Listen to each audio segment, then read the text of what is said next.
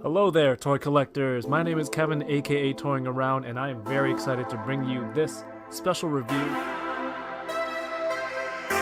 If anything, the Kim family, they're archetypes. Which is sad, but not always a bad thing. I'm okay, I have one. Let's, Do you see all the name? Let's try though. Let's still try.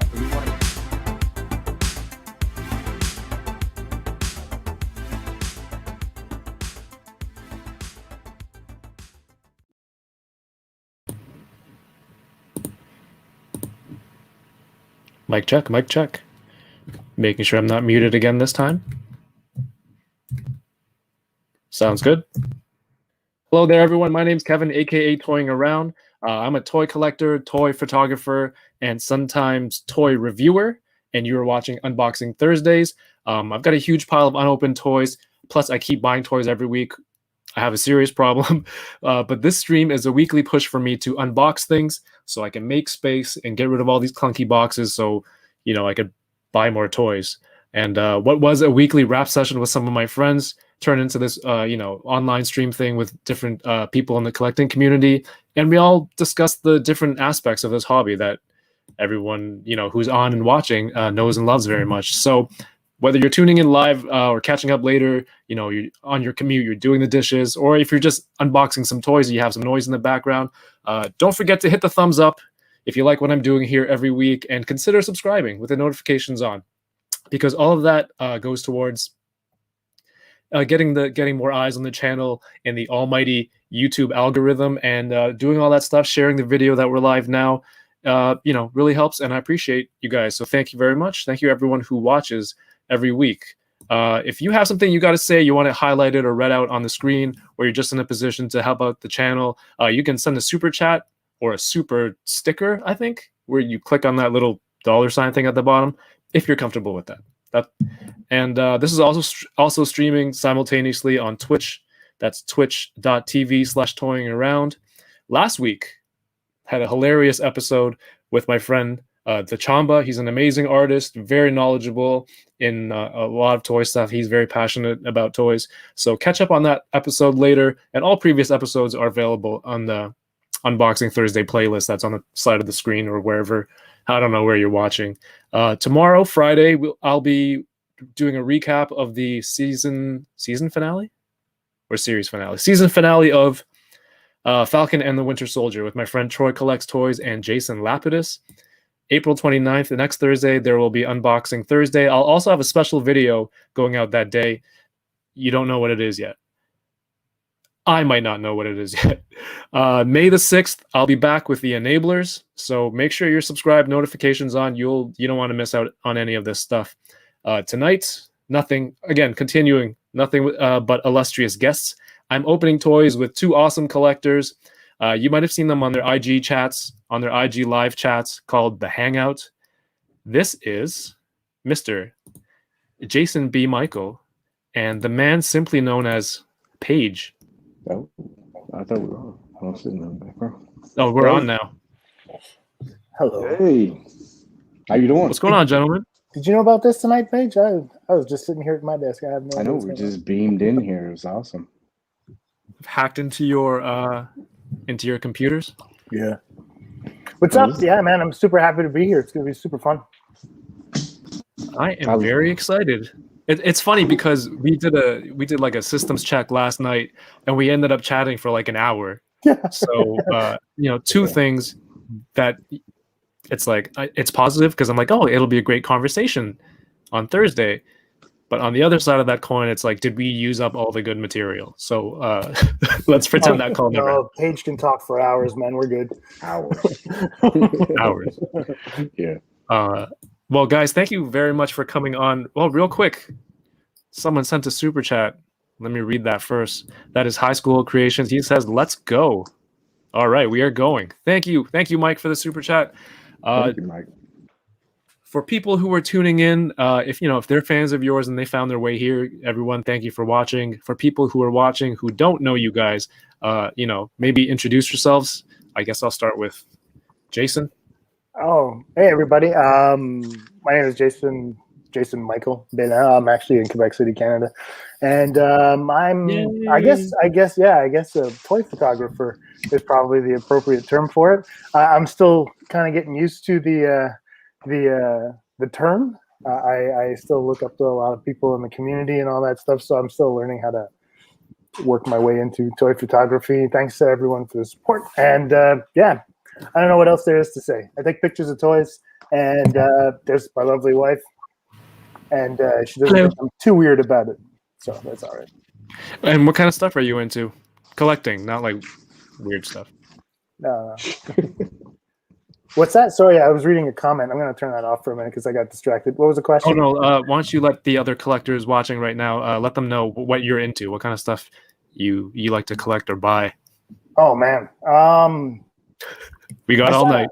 Oh, yeah. I started out with Black Series. Black Series was the gateway. I mean, I used to, be into Star Wars quite a bit. Even growing up, I had, like, lots of Ninja Turtles when I was a kid, too. But right now, I'm mostly focused on. I'm trying to get a few Marvel Legends. I also I'm getting a few Black Series, but I'm mostly focused on Mezco right now. A lot of the Mezco toys, but I actually, I can't lie too much. We were having a conversation about me cutting down on buying toys this morning at the dinner table. We talked about this a little bit last night, and I wasn't given an ultimatum, but she was like, "Okay, here." Maybe you can stop for the next 3 months. We'll check it out. But I mean, I love NECA. I love Mezco toys. I love Hasbro. Diamond Select has sent me a bunch of stuff that I have to unbox. I'm trying to. Oh, very cool. Try to vary my output. So I'm trying to go into a little bit lighter stuff there. So I got a bunch of Muppets right now and Rescue Rangers and stuff like that. But yeah, I'm into everything, but I don't see them. I'm not collecting much anymore. It's more finding them like in order to take pictures, generating ideas and things like that.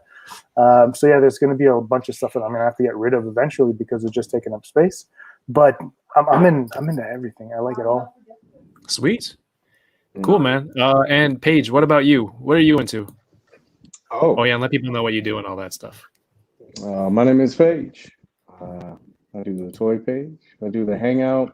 I'm into Mezco. Pretty much Bandai, Marvel Legends, most of the major lines. It's collector. That's pretty much it. All right. Collector, pretty much it. He's one of the toy guys to go to.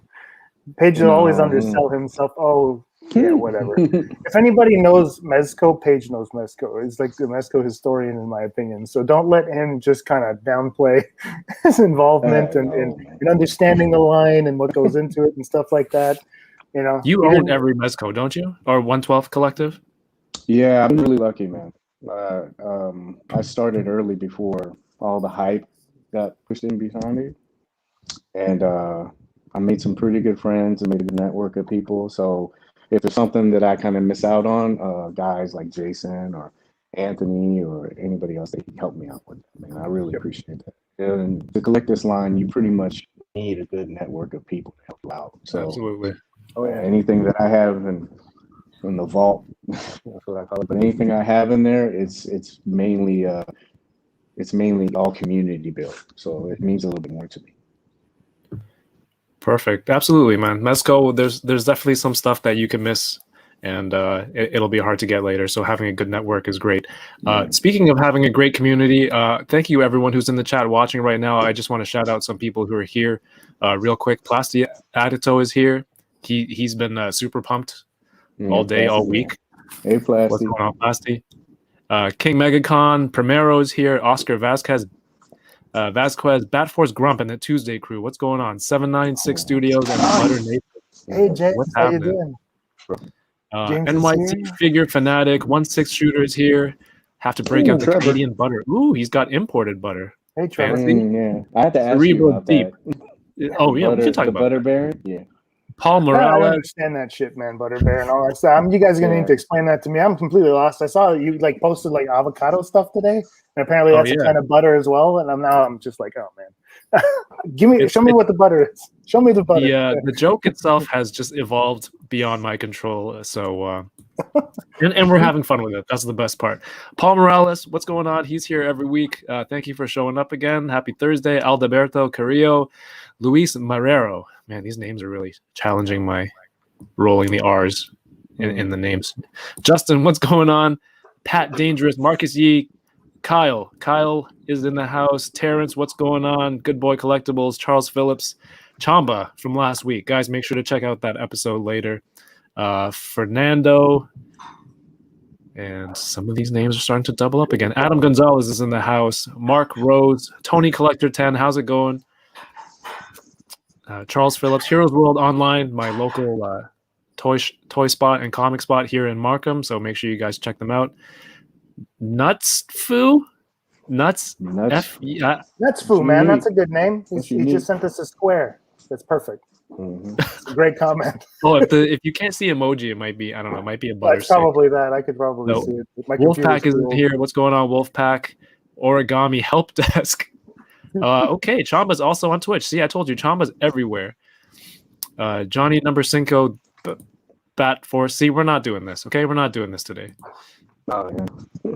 Toy Migos is in the chat. Guys, make sure to check out Toy Migos after this. They'll be on with Yoko.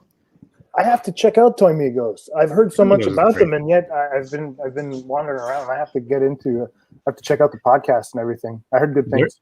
They're fantastic. Cool. The Littlest Crow, Orange Julian 27. How you doing? Darth Don Dada, Omega Weapon 13, Monkey 29 DNA, everything Batman 219. A lot of familiar names in here. Yeah. Are these all your fans? I don't have fans. I thought they were all people I interact with. They're here for you.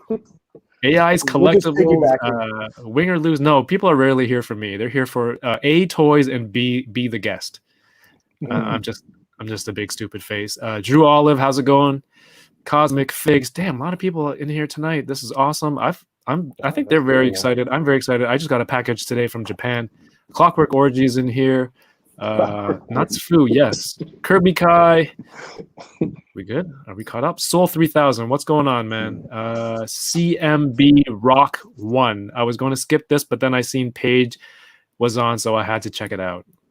All right, see, they're here for Paige. Oh, hey, thank you. Appreciate it, man. Exactly. Thank you, guys. Thank you. Bring or lose. 54 viewers. Hit that thumbs up button. Yes, please go ahead and do that. Here for the avocados. Pure Soul 81. What's up, Butter Baron? How's it going?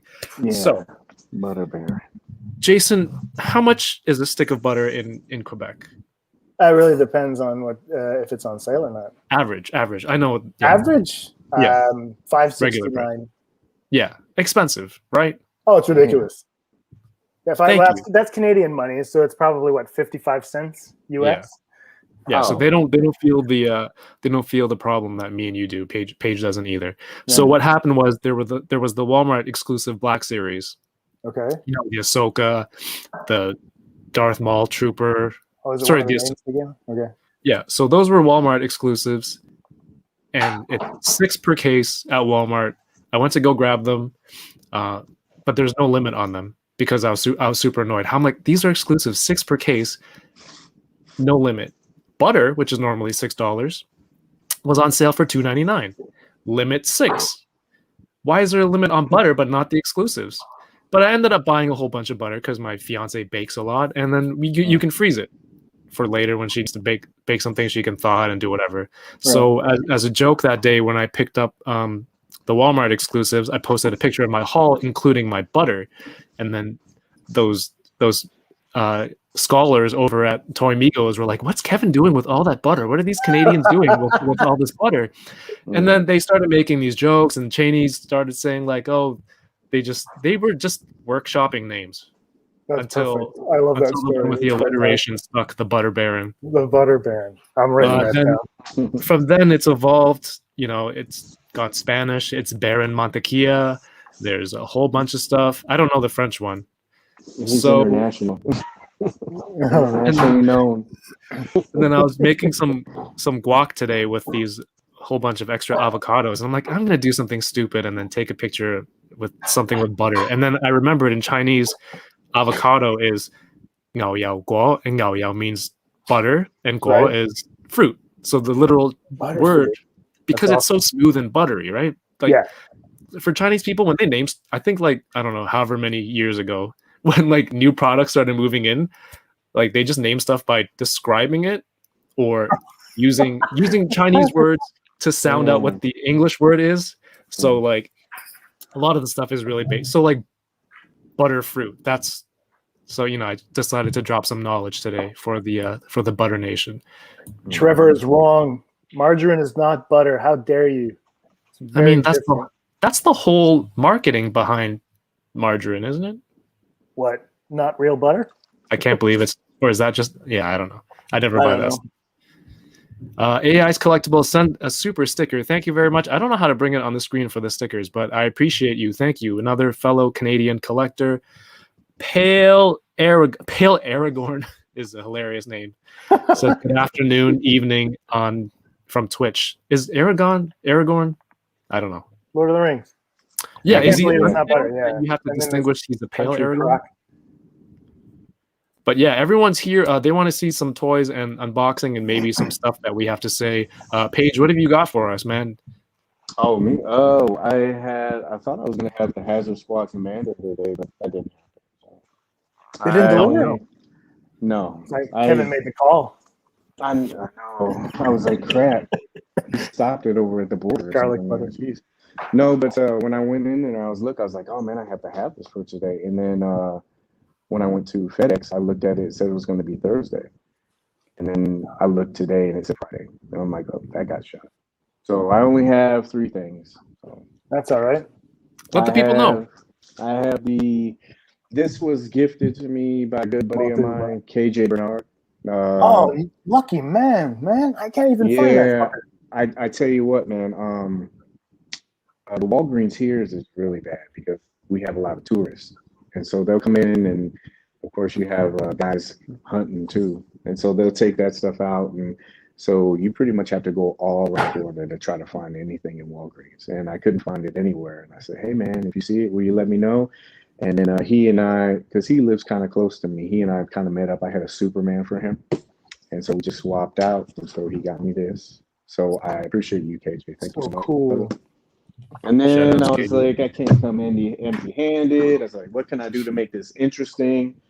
And since a lot of people think I don't take stuff out of the boxes, I was like, hey, let's do this. So this is the black and white Dark Knight Returns. I guess it's popular. So we'll do that. And then I was like, what else can we do? So I figured, hey, let's do a quality control check. Everybody talks about this all the time. About how the pleather gets kind of melted off this figure. So I decided to open up this. Ooh. Black and white. Nice. Yeah. So those are the things that I have. Just trying to make it interesting for your show. So there you go, Santa. Thank you. No, I don't have anything. I'm sending that to you. I'm sending that to you, but you have to pay for shipping. I'm okay with that. People in the chat, if there's anything that Paige has that you want to see him open first, let me know in the comments. Paige, it's funny because you said that there's a lot of visitors. When I used to visitors around or at your Walgreens, when I used to go visit family in the States, a lot of my routes and where we stayed, I would plan based on like how many Walgreens were on the way, so I could get exclusives. I'm not even joking. But what is it? Obsidian Surfer is out here in Canada. I opened it a few weeks ago. But Jason, you're looking for one? That guy looks great. I mean, how can you not want that one? Mm-hmm. I'll ask around and see if there's any more. Fair enough. But Jason, what have you got? I know you have lots of boxes. Oh man, listen. You don't have to show everything. You don't have to open everything. Just what are you excited about?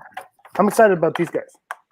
Oh, yes. I recently got these, and I was really happy about getting Chip and Dale. I don't know if the lights kind of screwed up, but I'm really excited about these guys, Chip and Dale Rescue Rangers. I've been meaning to get into a bit lighter toy photography, and so seeing as that summer is on its way to Quebec, this will be fun. It was so close. It was spring for 2 weeks. Yeah, I had my barbecue set up. I've been grilling, and then one day there was how much? It was like 2 inches of snow. Yeah, I had that this morning on the car. Horrible. And then I got this guy today. I was really happy about that. So Immortal Hulk. Oh, yeah. Beast. So, Select Hulk, yeah. yeah, What a beast. really, he's huge, man. I have a little Bruce Lee on just to give you a size comparison from the SH Fig Arts. So there you go. Oh, wow. Really Oh. impressive figure. So I'm very happy about that. Then I got this guy in the mail today. So What's this is gonna be Gold Hazard. Oh. So I'm looking forward to opening this guy up. Then again, I have to thank Diamond Select for sending me all this stuff that they sent me almost the entire wave of Muppets. Jeez. So I got there you go. We got Kermit and Miss Piggy. Everyone's just flexing tonight, huh? There you go, Beaker and Bunsen. Wow. I got Gonzo and Fozzie. And we've got Ralph and Scooter. Props to the Lord. And then Wow. these ones are awesome. Sadler and Waldorf. Oh, yeah. Nice. So I was very happy with this. And they also sent me a giant box of Nightmare Before Christmas action figures. So they sent me the entire first wave, I think, of these ones, like their best of. So I got the mayor. I got Dr. Finkelstein. I got the kids in there somewhere. I got Jack. I got Sally. So yeah, I have all that. I have other boxes, but I'm not going to go through everything. But that's what I have at my disposal for. That's crazy. Chat, let us know what you want to see Jason open as well. I think people wanted to see Dread from Paige. Yeah. Jason, what are you most Dread? excited to open? Dread? What am I most excited to open? Statler and Waldorf, definitely. Bunsen and Beaker. Hulk looks really great as well. The Rescue Rangers, and obviously my Gomez. Detour Customs is in the house. What's going on? Adrian Soul, Ab Nuggler is here. Prime finally woke up from his nap. He's here. Jordan Sabato. Prime. How's it going? Clockwork Orgy, I think. RMD Collective, welcome. And I think a lot of people are excited about that Hulk. You guys are really showing me up on what you guys have to open. What do you got, Kev? What do you got? Start with Hulk if you want. There you go. Well, first of all, I finally installed the unbox cam, so now we have this technology. Nice. Ooh, fancy. What was I saved this. I got this a few weeks back, but knowing that you guys were coming on, I decided to save this to unbox. This is the Rumble Society Baron Benz Tectonic Disruptor Edition. Oh, nice. Very nice. Which I haven't touched yet. And why am I holding it there? You can see it here as well. I'm going to save that camera angle for when I actually open things. And then this other package arrived from Japan. It took I don't know, like 3 days, maybe less than a week. Basically, Chamba and I and a bunch of friends, we watch Power Rangers and stuff together online. And so while we work, we can watch stuff and chat and have something go on in the background. And then we started watching this thing called Akiba Ranger, which is like a parody of, Sentai, the original stuff from Japan.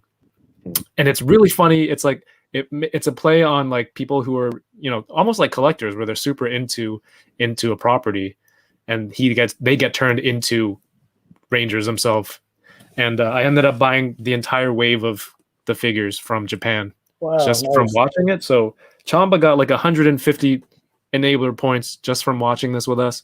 And it's super cheap because they're kind of old. I bought them from this site called, and as Chamba taught me, Mandarake, which sells like used collectibles. But they have like a rating scale, and then they'll sell it from their site. But I was able to get, each figure was like $15 each, just because the boxes were slightly damaged. And then after shipping and duty, I paid $127 Canadian, so that's like $100 US for 4 SH Figure Arts figures shipped from Japan. Wow, that's a good deal, man. Yeah, I mean, I guess they're not that sought after, and I guess they're really like they might be really picky with the condition of their boxes, because they'll say like box damaged, and then from what I've been told, everything's fine except maybe a little crinkle or crease on the packaging. So I'm going to be excited to open those. Cool. Figure fan Nate is in the house, man. What's up, Nate? Hey, Hey, Nate, what's up, man? So where do you guys want to start? You want to open something? You want to just chat? I'm down for whatever. I'm down for Yeah. whatever. Yeah, man. How about Chip? Do you have a system to remember which one is Chip and which one is Dale? Because I don't. Well, it's pretty easy. Doesn't Dale's the one with the red Dale nose. has the buck teeth, right? The buck Doesn't he teeth. have Don't buck they all teeth? have? Yeah. Dale is the one with the red nose, black nose. Yeah, and his teeth are Right, but I don't know separated. which one is which and which one is the name. There has to be some sort of like. Dale is the one with the teeth, right? Yeah, I mean, there's no Chip is system. the This cool guy's one. wearing a Hawaiian shirt, and the other one looks like Indiana Jones. Dale is Indiana Jones, and no, sorry, Chip is Indiana Jones, Yeah, and Dale see? is the other guy. Yeah, Dale is the one. I remember the cartoon. I used to watch that cartoon. Chip and the So the Rescue reflection Rangers. kind of sucks. I feel like somebody wearing a Hawaiian shirt would more likely be named Chip. No, Yeah, trust me, my father-in-law is named Dale, and this is him. Okay, so that's how I'll remember it. Jason's father-in-law is named Dale, Yeah. and he looks like he would wear a Hawaiian shirt. Therefore, Hey, look at gross fidelity. Good job, man. Magnum PI. yeah. Indiana Rip that Jones. bad boy open. Rip it open. Rip it open. No, these are no. not good ways to remember. I want like a. I don't rip open. I actually He's a just, sophisticated opener. yes, I like to keep my boxes intact. Do you keep So- boxes? Like if they're just like party configures, or do you keep boxes? Yeah, I keep boxes, and sometimes like I try to keep my bubble like this, and then it's just. But yeah, these are cool. Look at that. They got zipper in there too. Super fun. Oh yes, the little. He's a fly, right? Yep. I wish the wings could move though. They don't seem like they can. That's a bit disappointing because then I'm gonna have to find a way to kind of Photoshop that in, like he's flying around. Those are from Funko, right? Yeah, I was surprised by that. Oh, this guy looks great. So these are like 5 points figures almost. I think that, let's see, 1, 2, 3, 4, 5, 6. There's 7 points, I guess. Does the tail move? No. So My those cat- were like $15 when they first came out here in Canada, I think. Yeah. And I didn't want to pay $15 for a figure of that quality or caliber, and then I was waiting for the $5 Friday deals. By that point, all the ones I wanted were gone. Like Darkwing Duck, they had Chip and Dale. I Yeah. think they had Gadget, Indiana Jones, and Magnum PI. Okay, these are all just alternate names for them, but that doesn't help me remember who's who. Look, red nose, man. Dale has the red nose. Okay. Chip has the black nose. This is I interesting actually too. got these. They weren't that bad of a deal, to be honest. Dale is actually more expensive because it came with zipper. This one was $30 on eBay when I found him. So a little bit more expensive than I wanted to pay, but at the same time, I couldn't find them anywhere at a decent, a better price. I'll say that. But I'm really happy I have them because now, I had taken a few shots of the Mars Attacks figures from Super 7. And I really wanted to get into these 5 points, less articulation, and see if I could actually do something with it. So, yeah, I'm very, very pleased with these. These look good. He's got torso articulation, so it's with the jacket. So there you go. Here's Yeah, Chip. that's packaging. Looks good. That's solid. Yeah, that's what I was saying. I thought that was pretty interesting because, like, you know how everyone collects differently, and so I was wondering what like people Sunrise do with Records? certain boxes. Like for me, I remember I went through this phase with Marvel Legends, and I had boxes stuck in boxes, and I showed somebody, and they were like, "Why are you keeping all the boxes?" And I was like, "I don't know. It's just eating up space." And so I took all my Marvel Legends boxes and I threw them away. But stuff like imports and Mezco stuff, obviously, I don't throw away the boxes. So I'm always kind of interested in what other people do with their, because it eats up a lot of space, man. Even if you throw it in the attic or garage. Kyle, hey, I know that. Yeah, he works for Super 7. Man, Kyle? you're doing great work, Kyle. I love what you're doing. If were the Mars attacks the ones that you're talking about, you got hired at Super 7? Because if they are, listen, they're fantastic figures. I fell in love with them right away, and I actually ordered the one I was missing. Those are so cool, man. I think you just made Kyle's year. They're really great. It's so weird because when I finished shooting them, it was interesting because I knew it was a shot that I wasn't going to do too well because it's out of my wheelhouse most of the time. And what I do most of the time. And there was a guy in the comments that said, I really wanted those Mars Attacks figures, but he says, there's just something that rubs me the wrong way when they put a dead dog in the box. Like they're attacking the dog. And I was like, it's a toy. It's not like there's nothing wrong with what the figure was doing or anything like that. So it's just one of those comments, you know, I was like, really? That's what stopped you from getting the figure? You get the figure, throw the dog out, you're fine, you know. So guys, these guys are there's great. nothing wrong with these at all.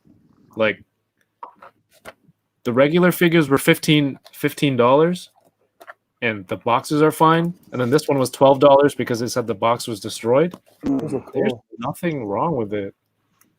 You lucked out, man. So thank you, Mandarake.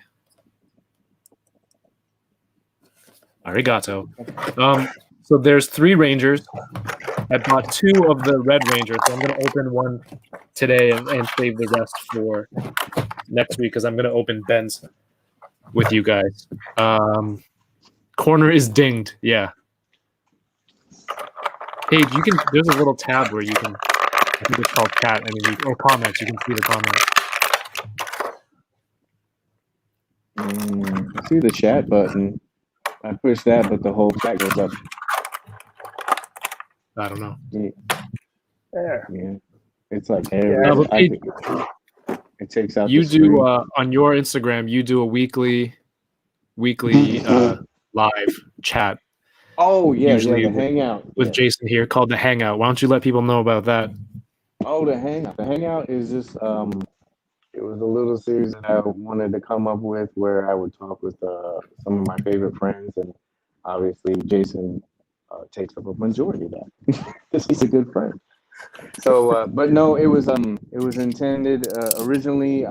Jason invited me on to talk with him about something, and then I was like, oh, "This is really cool. I'd like to try to do something on mine." And so we started hopping back and forth, and then Jason was gracious enough just to come over and hang out all the time. But I've also tried to do where I pull some other people from the community too, to kind of, I ran this concept by Jason once before. I think that a lot of the times people are typing stuff and you don't really get to know people's personality. And so when people are typing stuff, you might take it wrong because you don't see those people in front of you. And so I was like, wouldn't it be kind of cool if maybe you had some kind of show or something where anybody could come on and you would be able to meet that person and talk to them, see their personality. So when they do kind of go off the handle or they do something kind of a little off kill, you go, oh, that's just Paige. That's just who he is. But you just get to know people a little bit better. It's a little bit more personal. So that's the reason why I had the hangout. Nice. Sorry, real quick, Fabster, thank you for the super chat and for supporting the channel always. He says, got my TAXHF shirts and pin this week. Thank you. Cheers, Paige and Jason. Thanks, man. Sir. Thank you, sir. Thank you, sir. Appreciate you. Very kind. Thanks for coming through. Yeah, the shirts, they're up now. You can still pre-order Plunderlings t-shirts until May the 2nd on taxhf.ca. Real quick plug there. But back to the Hangout. You guys do it weekly and weekly-ish. What I love about it is you guys always just ignore the negativity because Paige, you're try to. Yeah, try. Sorry, you don't ignore it. You don't respond to it, but you acknowledge that it's there. So you don't technically. Nice way to put it. I like that. Yeah. Because you're an admin in a Facebook group. I'm an admin in a couple of Facebook groups, and some of the stuff that goes on Facebook can really wear you down. So what I enjoy about your conversation, you guys, like I said, you guys don't really reply to that stuff. It's just like there's better things to move on to and talk about. Yeah. Well, I'm going to jump in on that because I want to hear your story too, but it was one thing that at one point I got tired of it, strangely enough, because it was in the group. People were always complaining about things and all that, and I started, and it kind of sucks, but I started blocking people left and right as a result because it was always the same people complaining in the group. And I used to send screenshots to Paige to be like, dude, what the fuck is going on in this thing? Why are they complaining about this? What are they complaining about that?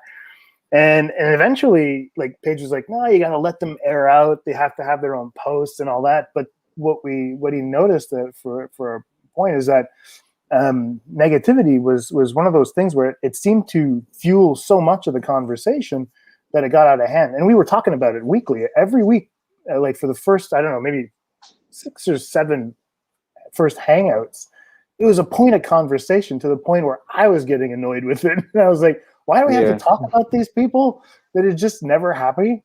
I said, I'm a relatively happy person, but it just I was like, I don't want to feed the beast. It didn't make any sense to me. So I don't know if that was just what you were gonna say, because I know you used to, like I said, I always describe you as a monk.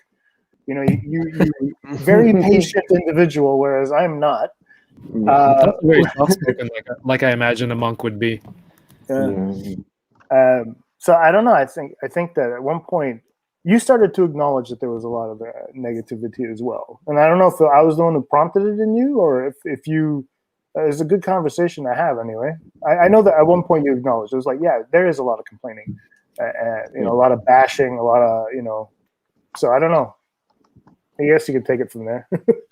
Yeah, it's you're right, man. Sorry, I was trying to open it. I was like, I'm sitting there watching these guys do it. I'm not doing anything. Yeah, I do. I think we kind of talked about it a little bit last night. It's kind of weird that there is so much negativity with a hobby that's supposed to bring you joy. Right. You know what I mean? Like, I remember we kind of touched on it last night about how when you were a kid, you would go to a toy store. Your parents would take you, and there were aisles and aisles of toys. And like you said, Kevin, I think you said, like, it just seemed like it was never ending. You go down one, you go down another. And it was just, you're a kid, and it just expands. And so it's funny that now we're in a situation where we can pretty much buy most of the stuff that we want, and sometimes get what we want. It depends on the website. But you can get most of the stuff you want, and it just seems like there's a lot of people that are still unhappy. And so, yeah, man. Acknowledging it, I dropped the surfboard. Acknowledging it, I think, is just a way. I know we were talking about it a lot at first, but I think it's a good point of conversation, because what can happen is when you start talking about it, you say, "Oh, we get it out in the open," and you find ways to kind of get out of that mindset, because it is a hobby, man. It's really cliche. I do like not just a hangout, but the weekly. But at the end of the weekly, when I say, just remember they're just toys, because that's all it is. I think there's a lot of hangups about this hobby. Right. Like beefs with people, or this toy is better, my collection's bigger. Your company sucks, my company's better. None of that junk matters. All you're trying to do is trying to recapture your childhood and be happy. There's no offense. The world outside of your house is shit. And I don't need to come into my house and enjoy my toys and have somebody try to shit on my enjoyment. Sorry, I'm not supposed to curse. That's just kind of my mentality about it. It shouldn't be negative. It should just be a positive experience. You collect what you collect. I collect what I collect. All we're trying to do is just find joy. Heck yeah. I mean, there's so many toys. Something out there has to work for you, right? Yeah. You don't like it. Just go find the one that you like. To put that energy from complaining, turn it around. Find something that you like. Put it into that. It's so much easier, and life is so much better that way. And you just touched on something that's interesting, because that's one thing that I had noticed before is like the beefs in the community that there are. Like, I mean, when I started toy photography, and I think toy photography and toy collecting are very different, but at the same time, what I've realized over time is that there are a lot of skeletons in the closet, or for lack of a better term, like where there's beefs in the community that I was like, holy shit, people are angry about this stuff, and I have no idea why. You know what I mean? And like we were talking last night, I'm very idealistic and somewhat naive as an individual. Like we were talking off camera, and asked my wife, and she said she described me as an introvert and very socially awkward. And so I'm always kind of like trying to have fun with people and stuff like that. And then you get to become friends with somebody, and then you realize they're not friends with that other person that you kind of like. And then it was one of those things where I couldn't keep kind of giving into the frustration that people have like between each other, which was weird because I kind of find myself in the cracks where I kind of enjoy the community so much, and they've been very supportive. So it's very difficult sometimes to kind of take a little bit and understand a little bit where the person's coming from, but then realize that it has nothing to do with you to an extent. So it's been weird in the last year, especially, where I was like, oh man, I had no idea like these people were in conflict. And it's just a shame, because in the end, like Paige said, is they're all toys, they're all action figures, and I don't understand why. I don't understand like the clout or the necessity for any negativity when this all used to bring us some form of happiness, and we're still clamoring for it. You know what I mean? So I don't know. It's very strange to me. But at the same time, that's one of the reasons why I told Paige that I wanted to stop talking about it, is because it was kind of ruining for me. I wanted to, and it's not from a selfish perspective, but it was just, I really want to have fun. I want to keep having fun and, contributing to the community in a positive way, and, talk shop when it comes to toy photography and just unbox toys and things like that with you guys. This is fun, so. And exactly, I think like Omar says, the golden age of toys, and he says that you don't understand why people can be unhappy. And I completely agree with that. You know what I mean? I understand the frustration on getting certain things and exclusives and all that stuff. Yeah. You know what I mean? As a collector, but it's I don't know. It's a strange, fun, weird hobby and community. I love it to pieces. I just wish that sometimes people were a little bit more positive. It's crazy because I'm an admin in this Facebook group, and a friend of mine messaged me because he wasn't active on Facebook for a while. He came back and he said, "Hey, did some drama happen in the Facebook group recently?" I'm like, "No, why?" He said, "Well, a lot of people are inviting me to other groups." And then when I finally look back and I try to think when was the last time some drama happened, I'm like, it hasn't been a while. And do you want to know why? Because all those toxic ass people got booted, or they didn't like what was going on, and they went to go start their own Facebook group. Exactly. Happened a lot with you too. Go do your own thing over there. You guys can go into your echo chamber and like spit that toxicity and let it escalate in there. I don't have to deal with it. And he asked me, did something happen? No. And I went to the other admins. So anything happened recently? They're like, not that I can remember, because those people are gone. Yeah. See how much easier it is? The negativity you remember, right? But if it's not there, you just go, oh shit, I've just been living my life and everything's fantastic and I don't have to deal with that garbage. It's so much more easier, guys. Go freaking buy a toy. Go buy a camera. Go start a live stream. Go chat with your friends. Do something like, I don't know, do something enjoyable. RG's in the house. What's going on? Sorry, it was getting real deep there for a second. No, that's all good, man. That's the purpose of the talk, man. It's to have it, because, like you said, like and I'm not banging on anybody for having whatever opinion they want, but mainly when you have a group, the purpose of that group is for you to be around like-minded individuals. And so, if you don't like a company, I totally get it. If you don't like Mezco's schedule, you don't like the fact that today Hasbro released, the Viper and Firefly only for premium, and only those guys got it, and you want to complain about it, dude. I totally understand people venting their frustration. Yeah, that was whack. that was definitely whack.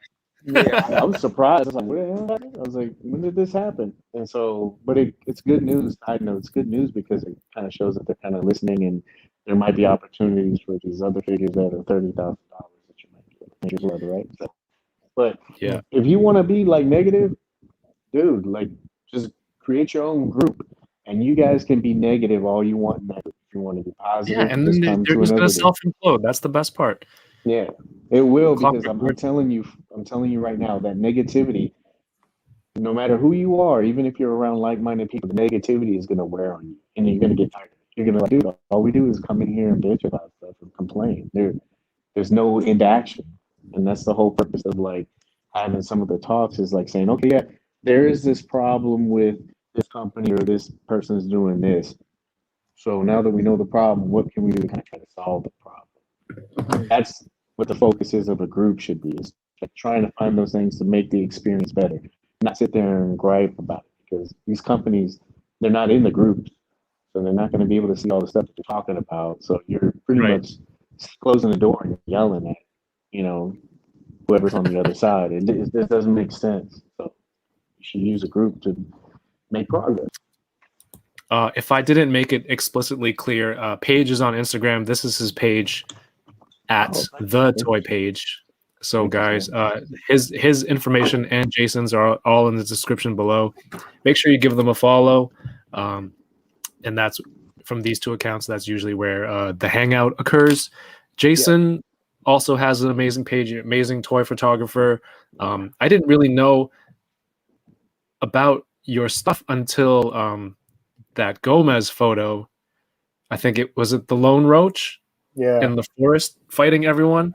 Why am I describing it when I can literally just go to your page right now? I'm an idiot. I have to scroll down a little bit, but it's there. Yeah, how did what was that like? This is very ignorant of me to ask because that's when I knew about you, but like, was that like one of the biggest shots? Because I knew it was featured in a lot of places. Thanks, Kubrikai, man. That's very kind of you. I really appreciate that. Was it featured? Definitely. There's a long story behind that. If Paige allows me, I'll tell it for the first time. Am I allowed to tell the story? Yeah, yeah. Oh, I know what you mean. Oh, yeah. Look at Is that all right? You okay with that? Yeah, it's your show, sir. Or it's Kevin's show, you know. So Sonny, what's going on? I didn't have any Gomez figures at all. I didn't know how to get them. I was recently new to Mezco. It'd been like not even 5 or 6 months. And what happened was, for some reason, I gravitated towards Lone Roach, and I couldn't find one at a decent price at that point. Like, he wasn't the price that he is now. And so what happened was I was looking, and I just joined Paige's Facebook group, and we got to talking, and for some reason or other, we clicked. And I kept noticing that Lone Roach was like $350 to $400. So this is like a year ago. Now he's like $650, and which is ridiculous. And so I was wondering, like, where could I get it? I was trying to put money aside and all that stuff. And then eventually, Paige said to me, he says, "Listen," he says, "I know that you've been asking about this guy for a while. So listen, this is what I'm going to do." He says, "I want you to write a list, 7 or 8 shots that you could possibly come up with for Lone Roach. Oh, yeah, you remember. And if you can convince me that those shots are worth taking and that you're going to take those shots, I'll send you Lone Roach." And I was like, "The fuck? Are you kidding me?" So I was like, there's no way, And so he said, "Listen, I'll pay. I'll ask you to pay for what I paid." And so I was like, "That's fine. I'll do that. No problem." And so what I did is I went for a walk, and I sat down and I wrote down a list of things, and I sent it to him, and I was like, "These are the shots that I'd take." And he says, "All right, cool." He says, "I'll pack it up tomorrow and I'll send it out." And I was like, what the fuck? This was insane. And it was really cool because this was in, I think, June or May of last year. So roughly a year ago. I was ecstatic. I couldn't believe it. I was telling my wife about it. I was like, this is really nice of him because this is a very, very difficult and hard to get figure. And he's offering it to me. And now at this point, my father had just built my first dock for Popeye. And so what I did, I said to Paige, I said, "Listen, I can't just give you just cash. I want to send you something." So I said, "How would you feel if I got my father to build, I'll send you the dock that my father built." And he was like, "Fuck, that'd be cool. Send that to me." So I sent that. I sent him like a a fence, I think, one of the first fences I'd made. I sent you like rope that you could put on the dock. I sent him a bunch of stuff. Yeah. And the shack too. You gave me the shack too. The little right. There's a little shanty that goes on the dock. And then what happened was it took a month for Lone Roach to get here. I couldn't believe how long it was taking. This was just like in the middle of COVID, and it was just like forever. It stayed at like the transition place, I think, just outside of Customs, just outside of Ottawa, or no, Mississauga, Ontario. It stayed there for like 3 weeks. It was ridiculous. I couldn't get him. And so what happened was once it got here, it was almost just in time for the contest, the Mezco contest. And so what happened was I decided when they said there was going to be a Royal Rumble, a Rumble Royale, I was like, how cool would it be if I could actually get like, you know, a Lone Roach to fight against a bunch of pink skulls. I had just saw a tutorial on how to make trees and all that stuff. So I decided, okay, I got to find a way to make a tree setup. It was the first time I was going to do that. And I set up that particular day before putting it out. This was just after, I think it was a Nosferatu shot that I had done with Harry Potter that I wasn't too pleased with. And for some reason, I took a couple of shots, and then I started moving, because I only have 3 pig skulls at this point, and I started moving them around, and I pieced the shot together in Photoshop using a new trick that I had found. I was very happy. And that's like when I entered the contest, I got super nervous, because once I saw my shot, and I'm very seldom pleased with what I do, but I really love that shot. And when it came out the way it did, I was like, holy fuck, I think I nailed this. You know, I was really like very proud of the shot. And I showed my wife, and she was like, I think this is one of your best, man. And I was very, very happy about that. And that's it. So the weekend went by, and then I got a message from Chris, Optimus Crime, out in BC. He says, congrats. And I was like, what are you talking about? He says, the results are out. You won. And then Neil sent me congratulations. And I was like, Optimus Crime? Yeah, Optimus Crime. Awesome. Yeah, Optimus Crime. That's Chris McClellan out in BC. He's a great guy. He was one of the first guys I met when we started taking toy pictures. And so that's it. I won the contest, and it was one of those like mind-boggling situations where I was like, oh, fucking hell! I just got featured on the Mezco page. That is awesome. That's fantastic. And so now all that comes out. Like I owe that contest to Paige. Had he decided not to send that to me, I couldn't have taken that shot. And so it's one of those things where that shot is such a good memory because of not just the hookup, but now we still talk daily and all that stuff. So there's so much going on in there for me that it's a really, really wonderful memory. That's an awesome story. But I do have a question for Paige, and that is, were you just going to send it to him anyway? Did you actually review the 8 shots? You know, no. I have a lot of people like they'll reach out to me and they'll say, hey, can you find this or can you get this? And a lot of times it's like it's kind of like a John Wick thing with me. Like there's a friend of mine, his name is Anthony, and he's constantly looking out for me. And so I do this thing where I'm like, hey man, I owe you. He always turns it away and stuff like that. But I've really tried to make sure I create this like network of people that when they do for me, I do for them, and I try to keep that going. And there's been a lot of people in the community that have done stuff for me. And so Jason, like you said, he had been mentioning it for a while. He was looking for that figure for a while. And I said, you know what, this guy's a really good guy. I said, I know he's going to do shots with it because the body of work that he has is just amazing. You can go through there and scroll through there. And that was one of the things that he and I talked about initially too. I've been trying to get better at photography, and I initially reached out to him to say, hey, how do you do this? And he was kind enough to start talking to me about stuff, and the friendship just grew from there. So there was that personal connection. And then there was somebody that, hey, this guy's in the community. He is going to use it. He's not going to take this and just go, oh, okay, I got this and put it on eBay. This was someone who was going to utilize it and have some enjoyment with it. And I was like, that's what really attracted me to it, because I was like, I'm helping somebody out. And so I said, yeah, you just let me know what kind of stuff that you're going to do with it.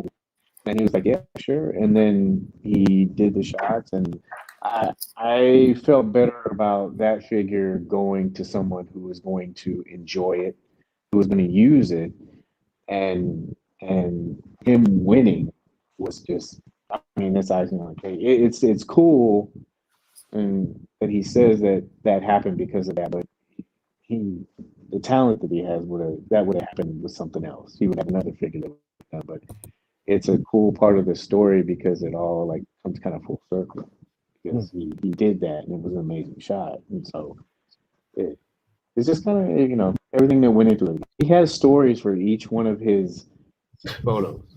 That's what makes Jason. Yeah, like, that's called his TikTok. yeah, it's all of them have personal meaning to it, and so. And when you look at that kind of stuff or you see that stuff, that's what makes like to me his images have more impact. At least with me, because I see the stories and stuff like that. So him having that figure, I was just proud that it went to somebody who was going to actually do something. I mean, sum it all up. That's karma. You did a kind act, put it out there in the universe. It paid off for somebody else, right? But you still put that emotion. You set that emotion out there. So that's really awesome. A great story to an amazing photo. But Paige, man, you're no slouch with the camera and figures as well. I've known you for a few years now. We've talked a lot about collecting toys and pictures. I mean, this is one of your shots. It's fantastic. The diorama in the background, you made that yourself too, right? Yeah, that's one thing I can say I do is I build most of that stuff myself. And that's what's kind of cool. So it kind of has like that same thing like Jason has. Like it just feels like the picture is a little bit more complete. I take more boxes. Yeah, that's what I was saying. I get tagged with that a lot. That's the whole inside joke about me opening stuff. Because as you can see, there's a couple of things where I'm taking like pictures of boxes and stuff like that. And I'll take occasional photos, but there's nothing like, yeah, I made that too.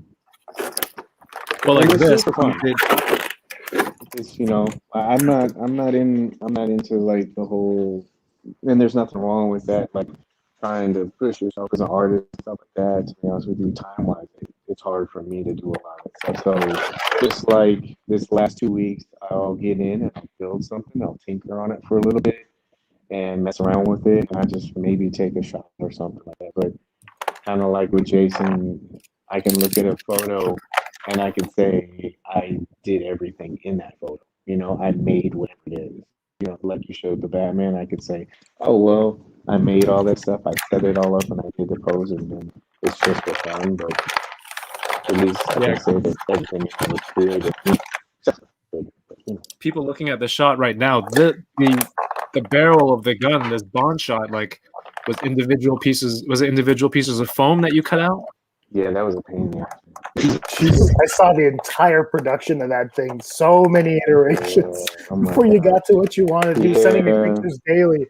He's showing me like, does this work? I was like, that looks fine, man. It's gonna look great. And then he sent me another picture. He says, I threw that one out. He started another one. And that's the thing. Like when you look at that, like somebody, the attention of somebody is only gonna be like 2-3 seconds, maybe, and they might like stop on it in a second. But just like anybody's photos. Nobody's gonna know all of the stuff that you actually put into. You know what I mean? Like you said, Jason, with the trees and everything. Oh, that was Toy Fair. I had so much fun. I love Toy Fair. Oh, can you go back up? That one right there in the middle. No, down. Like the Gomez right below Predator. I love that one. That was the funnest one. That's a good shot, man.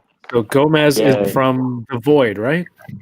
Yeah, there was an artist, and I cannot remember his name, but I made sure I gave him credit in the. He's tagged there. Yeah, his name is in the credit. I can't remember his name, but starts with the G. I remember that. Jendi Muhammad. Yes, everything in that shot, besides the figure, of course, I built. So it was like it's like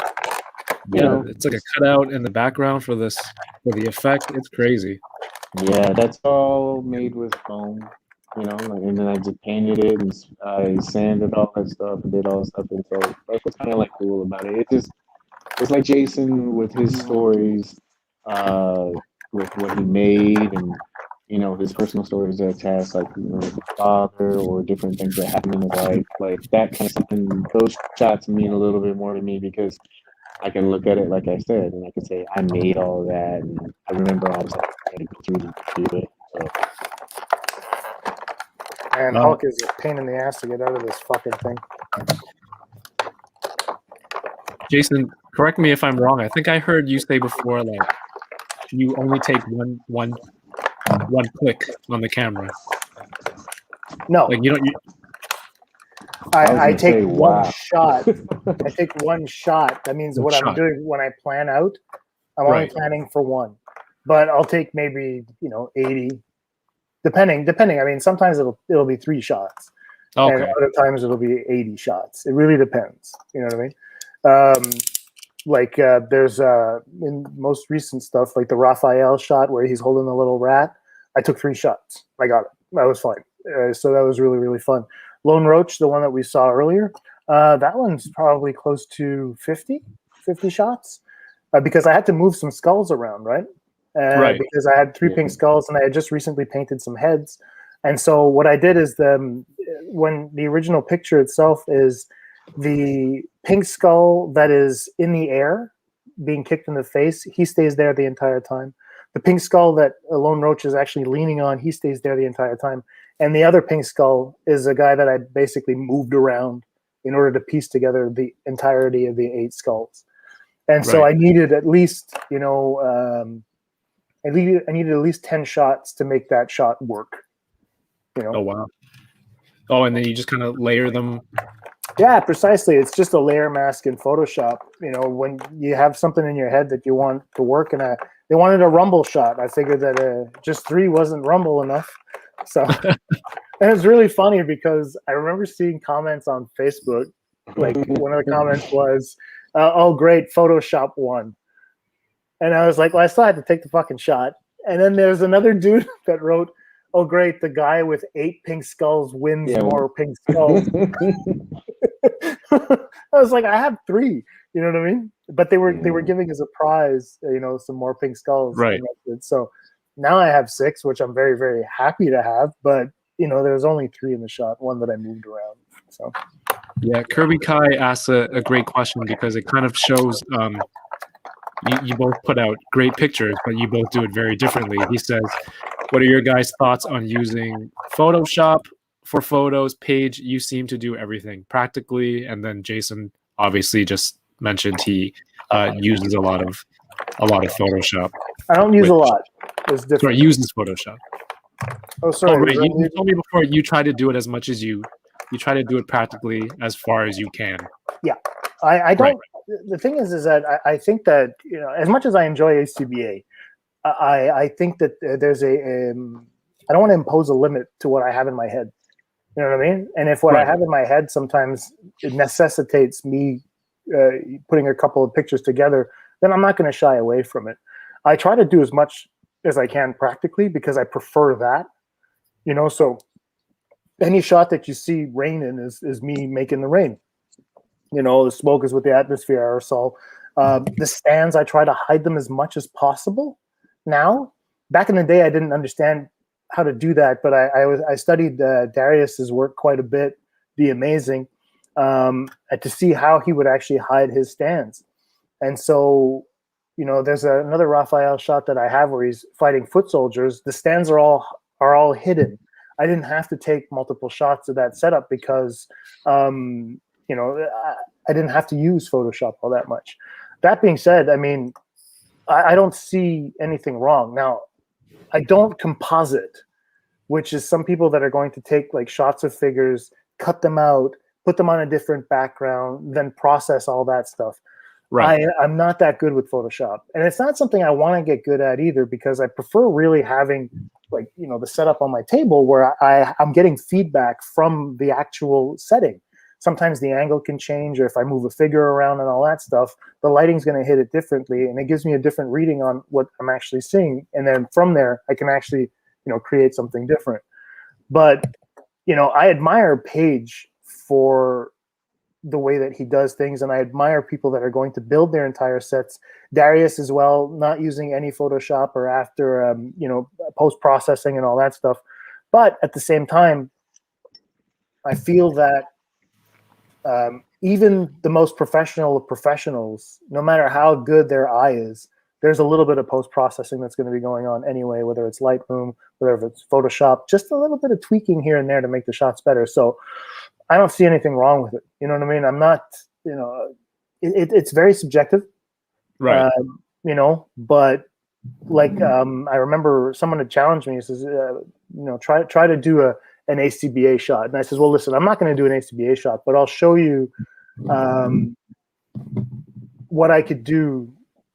And so I did a picture of Two-Face earlier on this year. And what happened was I showed what I did in Photoshop. And then the third picture is actually just without no corrections or nothing, And so it was basically that I wanted to have his gun in focus. And because I was shooting at a low, f-stop, I couldn't get the gun and the figure in focus. And so I just wanted to do that. And then after that, I wanted to embellish a little bit. So yeah, there's the picture of a Two-Face there. So that's the complete with Photoshop. Now, if you scroll, I think to the third picture, the second picture, that was a close up. And then the third picture, I didn't touch anything there. That's in camera. Okay. You know what I mean? So the difference is so is subtle. You know what I mean? So this is the focus on the figure. Yeah. The gun's a little bit blurrier.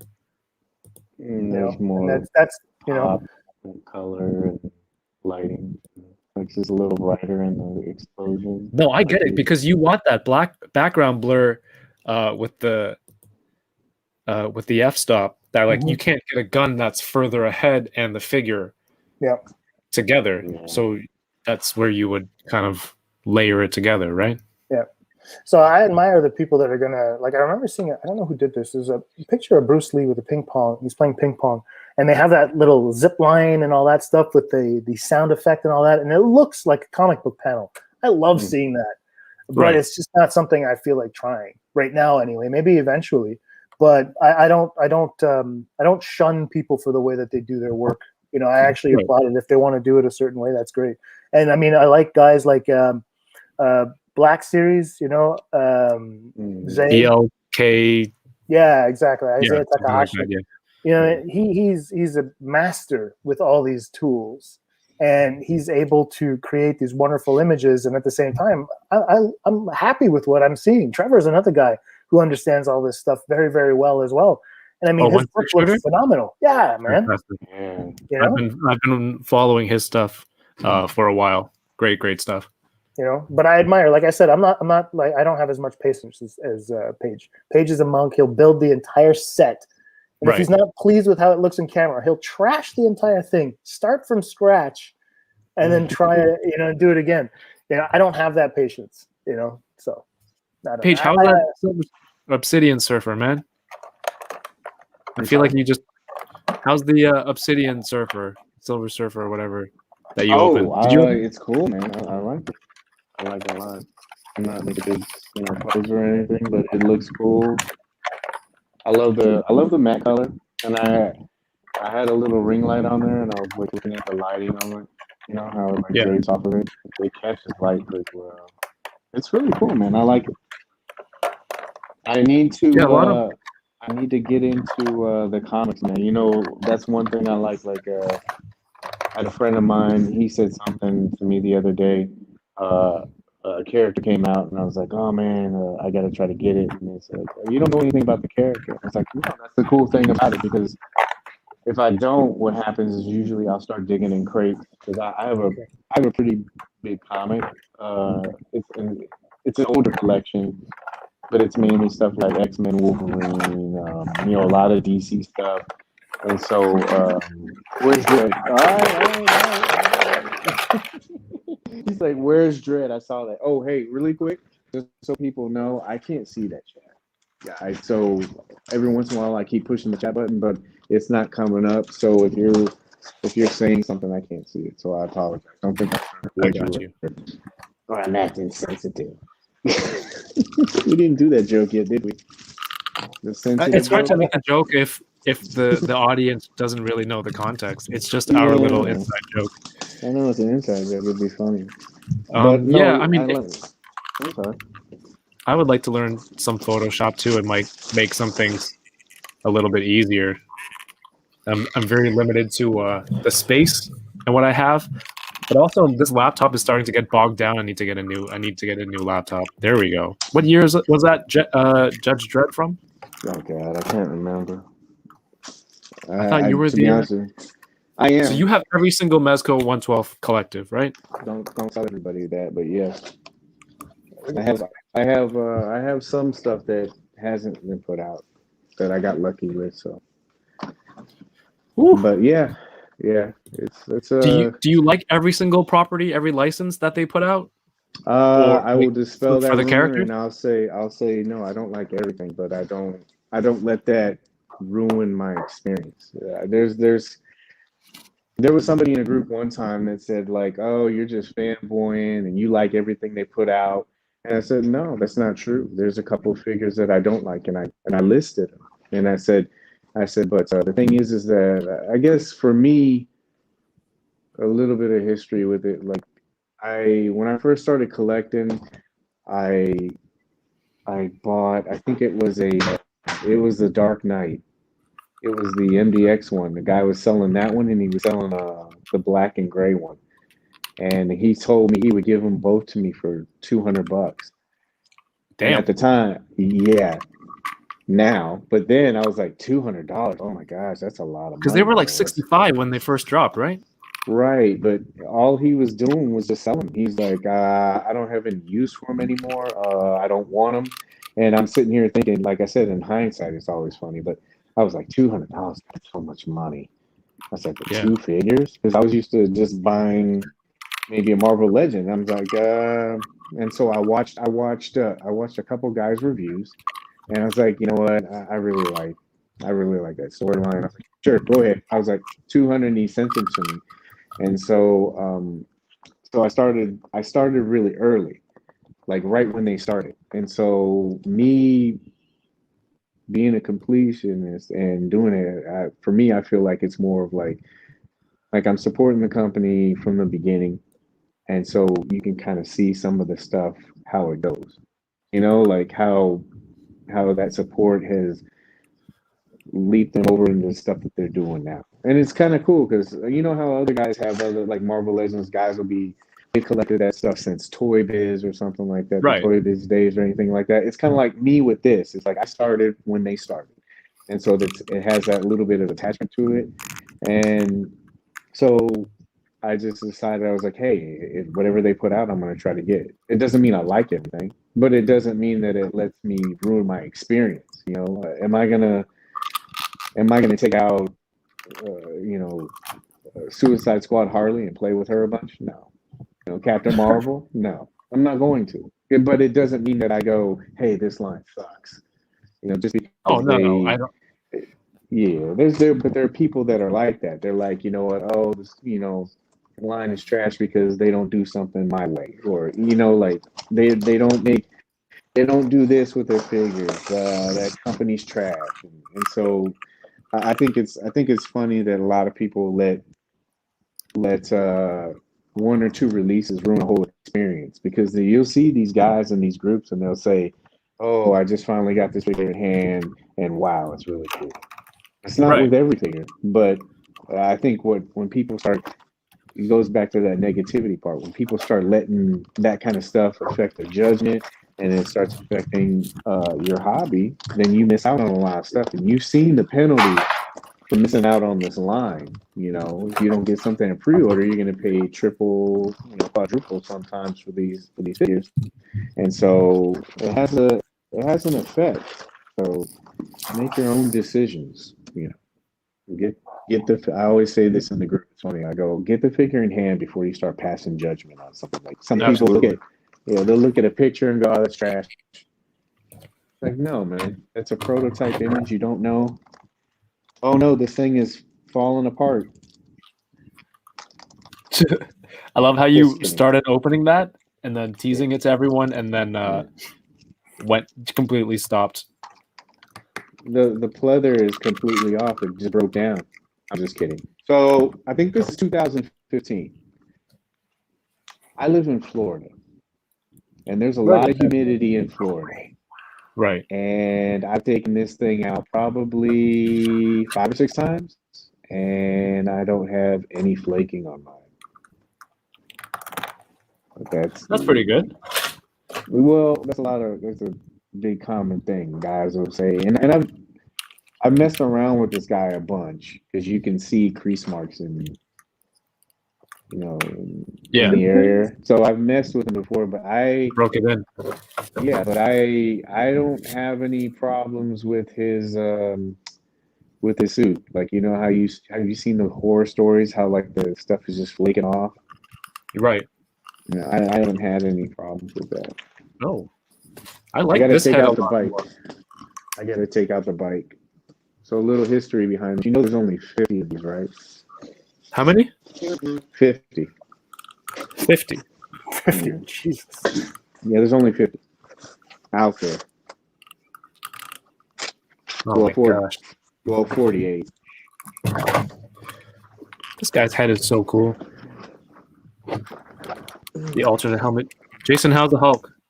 He's great, man. I really love him. I wish he had butterfly joints in the shoulders, though. That would be really, really fun. And I wish that would have made it perfect. I think his torso, I don't know. I guess I can't move this part. I would have loved to be able to have some waist articulation. Maybe I need to heat it up, but it doesn't look like he's moving. It's just going to be the upper body. But so far, so good, man. I really like this guy. There's a little gash on his nose. But, I mean, he can get into great poses. Look at that. Yeah, if I can get... I think they're mostly sold out around me, but if I can find one, a local shop has one or something, I'd probably pick it up because it looks great, especially some of those size comparisons you were showing. But man, like the size of his difference it could make with butterflies to really knock back those arms. Yeah. Draw back for a punch, that would be crazy. Yeah. I'll try to get him in an interesting punching. Like, I mean, things are coming off easily. I mean, you can take off his hands very, very, very easily. I think Trevor noticed the lower torso moves. Okay, cool, man. I'll heat it up. Thanks. Yeah, I'm going to have to just screw around with it a little bit more. But so far, so good. I mean, I've always wanted to have a big green Hulk. I have the red Hulk here, and he's probably going to be so much smaller than this big green guy. But I have a bunch of ideas for Hulk. Awesome. Yeah, I was starting to see, like, I think ideas develop in your head as you were. Oh yeah. By the way it sounded like you were playing with a transformer and you were just going through like the whole process, but you were just like, I don't know, just very mechanically moving through the thing. Yeah. Hey, Matt Stringham is here. What's going on? What's up? Oh no, I'm just shouting out. Matt, I think that's captured plastic. I'm going to Disneyland in 2 weeks. Hopefully I find that Hulk there. Yeah, man, that would be cool. And it's not like I can get it from the US and ship it because I'm pretty sure that thing is very hefty. Heavy, man. It's heavy. Let's try to get him into a really cool Arnold pose. There you go. Hey, bodybuilder Hulk. There you go. Nice. That's a great pose. I wish I had a screwdriver to plug the batteries in. That thing makes lights and sounds. Yeah, someone said it was like a real low-key flex for Paige. Like, yeah, there's only 48 of these. Nobody caught that though, right? Nobody caught it though. No, they caught it. There's 48. I want to compare this Krig 13 to the Benz. This is so cool, man. Like looking at this because they're coming out with Ghost Rider, and so I still think that they're going to do more vehicles. How much was that with lights and sounds back in the day? This does. I wish I don't want to jump off camera. I wish I could grab a screwdriver. I put the batteries in so it could do it. You can grab a screwdriver. We'll hold it down. Yeah. Watch. As soon as I leave this, it falls off the table. it breaks. That would suck ass. Be right back. He is available on BBTS. Oh, maybe I'll just grab it there. There you go. Someone stepped on Hulk's toe. Just kind of. So these are the ideas you came up with. Whenever I open a new figure, I'll sit down at my kitchen table and I'll fiddle with it like until I get these weird poses that I like, and then I'll generate ideas from those poses. So yeah, I'll put him in like this one where he's. Like the first thing that I thought when I picked him up, I was like, can I get him into like a ballerina pose or something like that? But without the butterfly joints, it's going to be quite difficult. Are these two bodysuits? No, they're not the same. Are they the same? No. So a little side note, I guess I didn't notice that there's a little cubby hole area where they actually have other alternate hands for him to ride the motorcycle. Hey, Paige, you can school me on this. The Benz, does he have a zipperable suit at the front? Yeah, I've seen it taken off. I'm not brave enough to do some of that stuff. It looks like there's a zipper built in, but then on the Krig, it's like a sewn-in suit, no zipper. I wonder what the... That, I'll be honest with you, I have not opened any of my Krigs yet. I haven't had time, man. Work has been... What do you think we're doing right now, bro?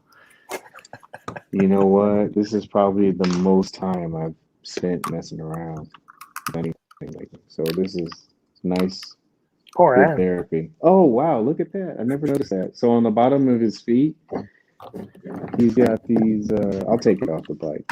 On the bottom of his feet, he's got the eagle, the Judge Dredd eagle. I never noticed that before.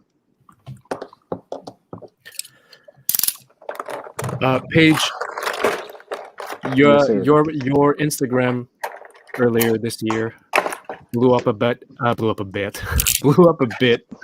because you had the opportunity to speak to somebody really cool. Jason? It was a really cool opportunity. Yes, Jason. And then you realized I can do better. Let me reach out and go find. No, I'm just kidding. You The Rock Johnson. Did I miss that episode? Yeah, I had The Rock on for a little bit. But yeah, people in the chat right now who are watching right now, Paige had the opportunity to have a sit down or a hangout with Mez from Mezco. Oh yeah, that was a lot of fun. You did that? Did he say his real name? No, he did not. Is it a secret? No. I'm pretty sure he probably wants some of his private life kind of kept private. So I just referred to him as Mez is what he's known by. So I just awesome. Mm-hmm. And hey, man, I loved watching that. I mean, I always love to see people talking to someone who works in the industry, and in this case, they head up their own company to give more insight about behind the scenes. So that was really huge for you, and I was very, very happy for you that happened, man. Oh, thanks, man. Thanks. Yeah, that was a very unique opportunity. I'm very, very thankful for it. There was a lot of work put into that, though. To be honest with you, that wasn't something that was just by luck. It was something that was worked on for quite a while. So I felt I felt fortunate enough that I was able to have that kind of access and be able to have that kind of interview with him. But then also, like I said, I think it was pretty well earned. I don't know. A lot of people probably don't know a lot of the backstory with that, but it took a lot of work to do that. A lot of work. What can you tell us? What can the people who don't know the backstory? What can you tell us? So I guess really quick, briefly. So I think everybody probably, or anybody who's probably collected the line for quite a while. When this show first started out, it was a pretty hot property. and they used to do a lot of social media and interviews, a lot of talking. I think people that have collected the line for quite a while probably remember a gentleman by the name of Pierre, and he was doing a lot of interviewing. And then after a while, it just kind of stopped. And they were very low key. They just kind of did releases, and then there was this like current, this undercurrent of people like, oh, well, they won't answer questions, they won't do this, they won't do that, they won't talk to us.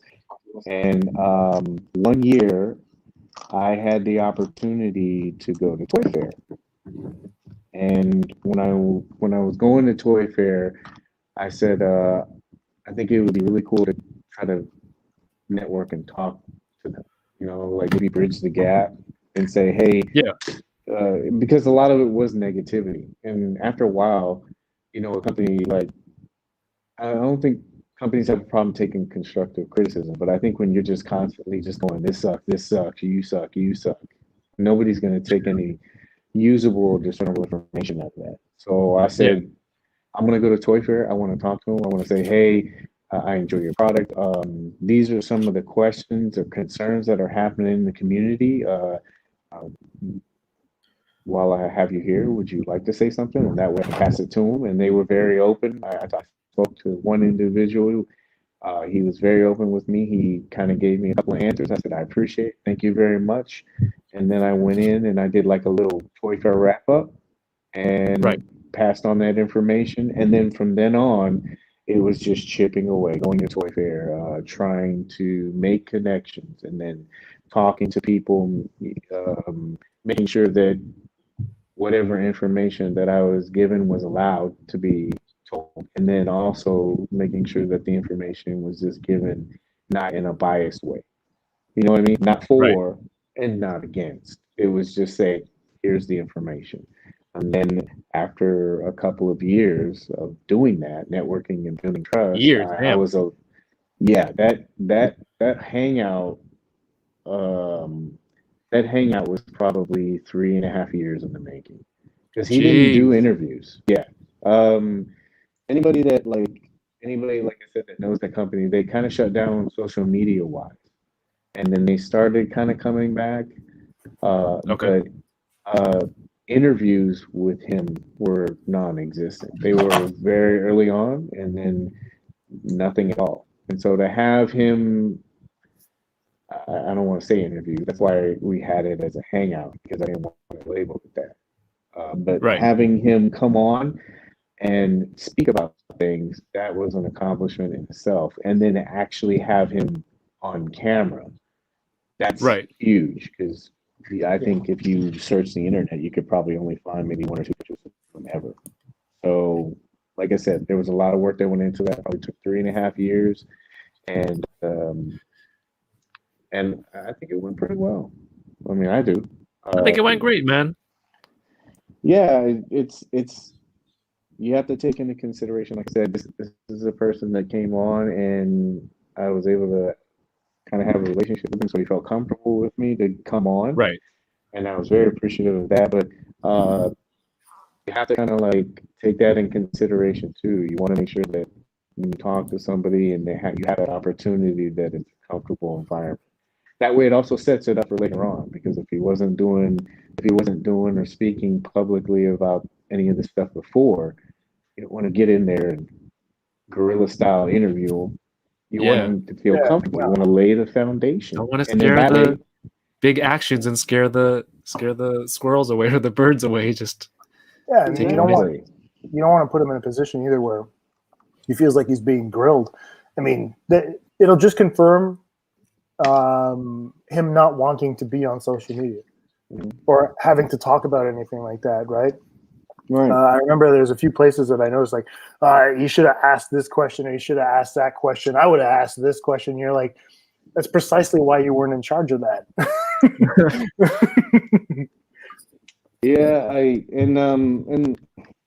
And like I said, I think that there was another misconception about that, was that it was supposed to be some kind of like interview. That's not it. That's the whole purpose. It was a press. Yeah, that's the whole purpose of the hangout, is like when when I have it with somebody else or when Jason and I do it frequently, it's just like casual conversation. It's like you've seen me right now, just drinking. Like he drinks, I'll drink tea or something like that. But it's just conversation. Like I think when you have people when you're interviewing them, it becomes a very weird situation unless you have that rapport with them. And so the hangout was just him speaking whatever he wanted to talk about because it'd been what, like 5 or 6 years. So Yeah. to have him on, I'm pretty sure he had some things that he wanted to get off of his chest. But you want to do that in a very relaxed environment. You don't want to be, when's this coming out? What's this happening? Why are you doing this? Why are you doing that? He doesn't want to do that. You know, No. no, course. you haven't spoke to social media for 6 years. Do you really want to get on and have somebody like grilling you like that? It's Yeah, not gonna with work. an accusatory tone. Well, It's like, even where's my even Batman? yeah. Where's this? Where's that? It's not. It's setting the foundation up for maybe opportunities like for you, Kevin. Like he, hey, this went well. I had a good experience. It was low key. Now maybe I want to graduate and do this, or you know what? I feel comfortable in that. Maybe I wouldn't mind going to one of these other interviewers or doing something with Right. somebody else and having it be a little bit more, a little bit more push forward. Yeah. If It's he's it's a setup. uncomfortable with it, it's just him working towards being more open if that's what he wants to do, to open Yeah. up to more outlets. And Yeah. I mean, I kind of feel like in that way there was a lot of pressure on you. It's like no one's heard from them in so long. They've rarely seen Mez, and like I felt like if I were in your position, I'd feel so much pressure. I'd be like, dude, like this kind of has to go well because like No, no, you Oh, didn't think that at all. fuck you. no, seriously, because that's the good thing about it just being a hangout. Like when you label it Yeah. something else, there is that expectation. There was nothing there.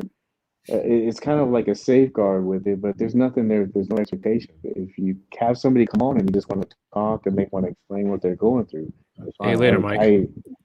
I've You were I've a had a bit good nervous. relationship with him, so it's Right. going well. But he was gonna say what he was gonna say, but it was a relaxed atmosphere, and there was for me there wasn't any expectation. I was more happy that he was coming on to talk. That was an Right. accomplishment in itself. And so whatever Heck he yeah. gave, like that's icing on the cake. Yeah. But you also have to take into consideration. This is a very important point too. Like somebody mentioned to me once before, they're like, "Oh, he didn't ask these certain questions. He didn't go in and Paige talks a lot, or he was very reserved and he kind of like held back." It's like, no, this you have to also take into consideration the moment. This is a guy, like I said, who hasn't talked for 5 or 6 years. Let him get his story out. Let him Yeah. talk as much as he wants because you never know when he's going to come back and talk again. So, as you can tell, I talk a lot. So I said, hey, pipe down, let him tell his story. So, You did great, man. A little bit nervous. a little, no. Little. He's a Oh, monk. I think in Okay, the beginning when we were talking about it, because I spoke to Jason about this, and I said, yeah. hey, this is Jason's really great with counseling and bouncing off ideas, and I really value his opinion. I said, hey, this is going to happen. This is what I want to do. And he would put some input in there too. And at first I was like, oh man, this is kind of big. Like you start seeing some of the stuff that comes along with it, like, like there's people following you and it's like, oh crap. But then after a while, Yeah, I was like, you know what? It's all I want to do is like build a better community and communication part, building that bridge with them and trying to build that back was part of it. So I was like, oh, this will be good because it's just making the community better. That's all it Because is. I remember the conversation we had the next day. It was good because you were on a pretty good high on that day. It was done, but at the same time, you were happy with the result. And I remember like some of the feedback was like, Robin especially. It was one of the talking points like he hates Robin, and I was like, fucking hell. And that's when that was funny. both you and I had started telling people, and especially close friends of ours, where we were like, watch it again and pay attention to what he's saying. He doesn't hate Robin. There's nothing to do with that. And so it's interesting because we actually saw a couple of people change their opinions of the interview after having seen it, like not in the moment, but just being alone without the comments and just really tuning in and listening to what Mez had to say.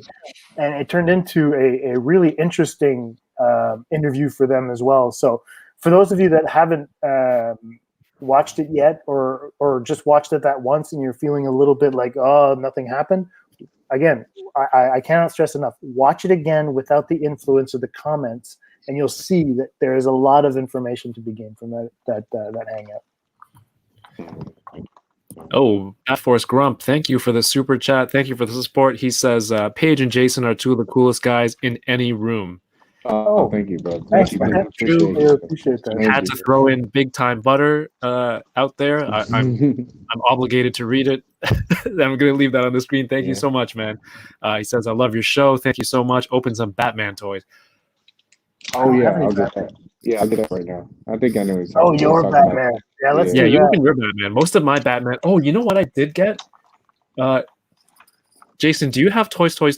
Or did you have Toys in Montreal? No. It was like a I'm toy in store. Quebec City too, right? So we don't Or get sorry, nothing. in Quebec. Yeah.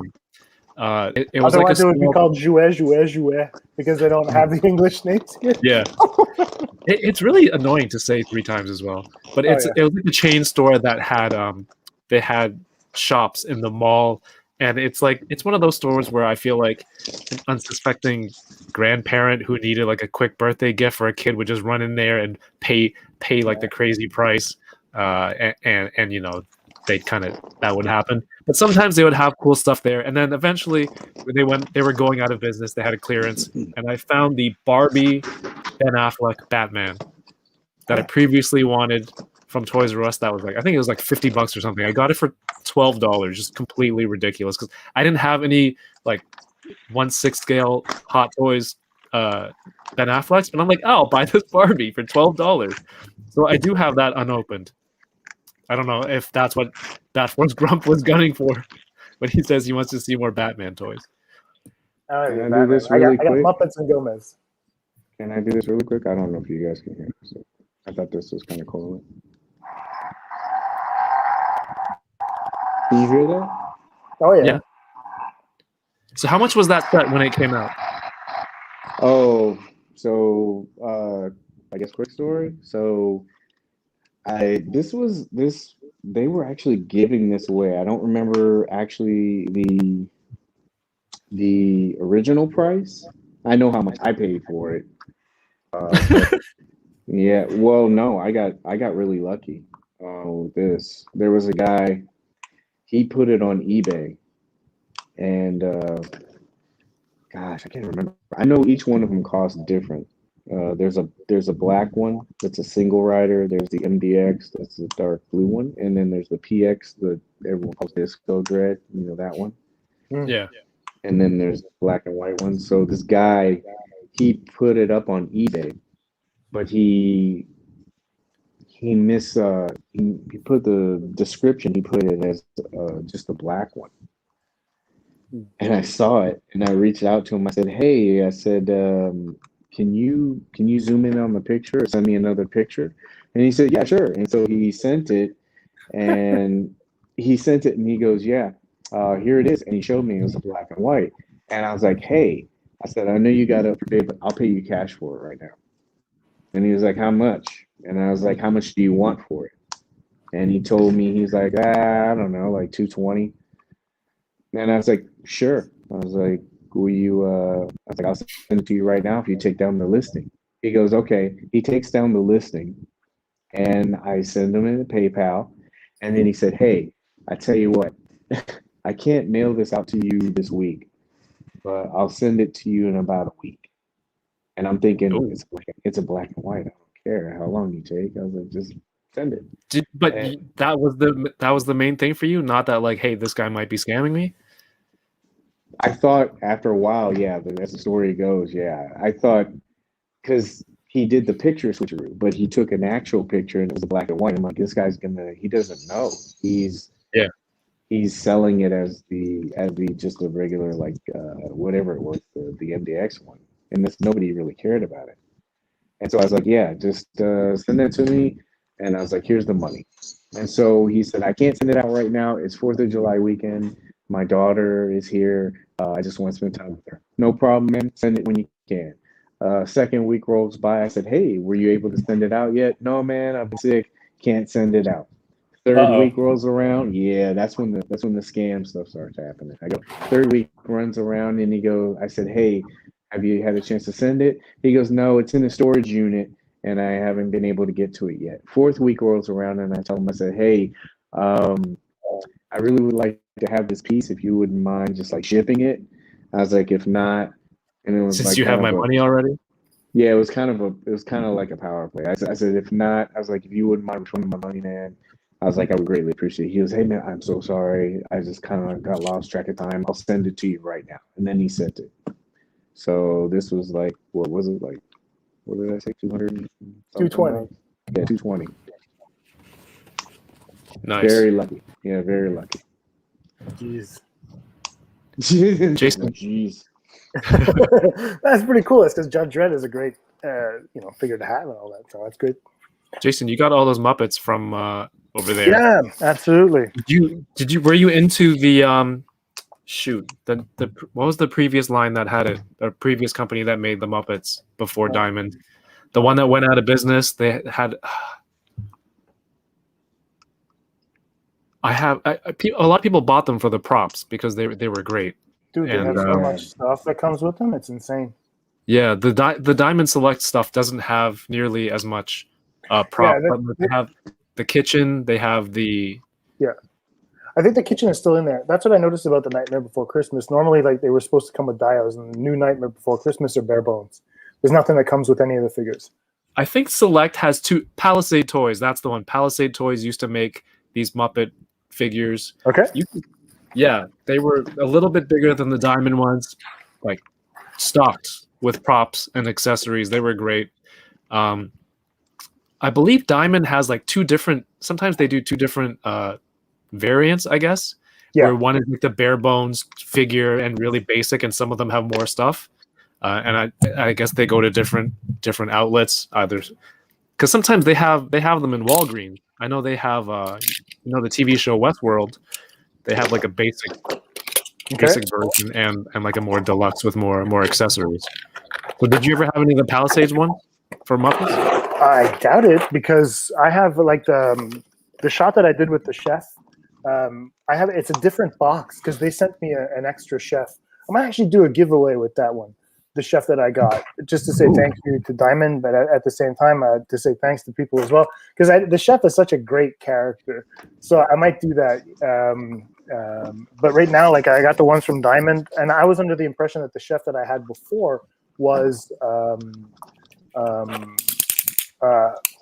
let's see, Nate. No. You always want the Muppet Kitchen? Dude, I got the extra. I don't have to do the giveaway. If you want that one, man, let's talk.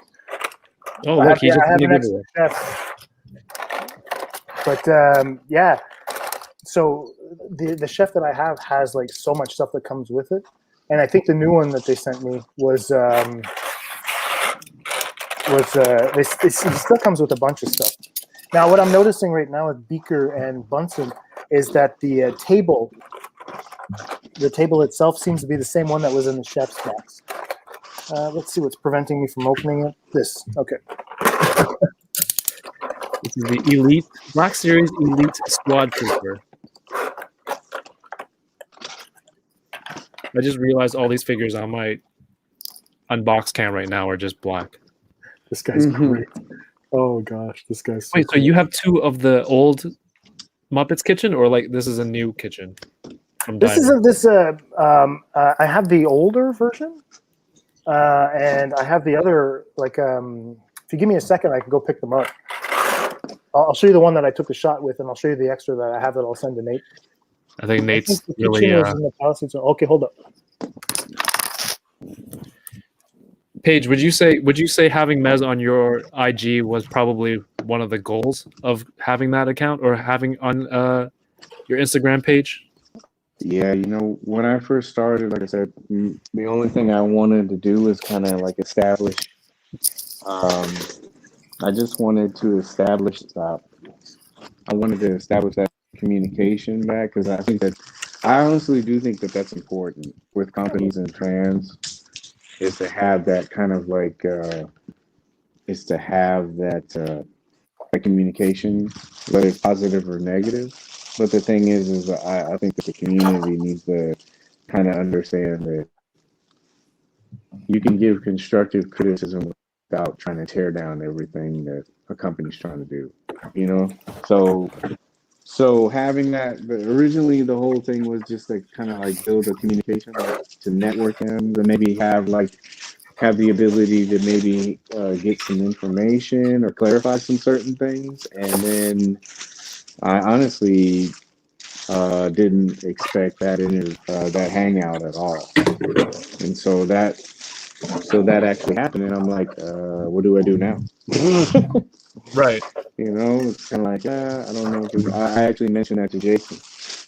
That was the whole joke about having the rock on. Was I was like, Oh where do man, you really go from here? that's what you're Afterwards? talking about. I don't have This that is at the all, Yeah, Palisades kitchen. dude. I need yeah, that. That looks amazing. it is. It's Okay, no, I don't have a kitchen like that. I have accessories. Sorry, Nate. yeah, that's a Fuck. grill, bro. That Dude, and this is the the set. theater. Like it came with Okay, no, a man. crap Sorry, ton Nate. of cutlery and kitchen stuff. It had food. You know, these move. They open.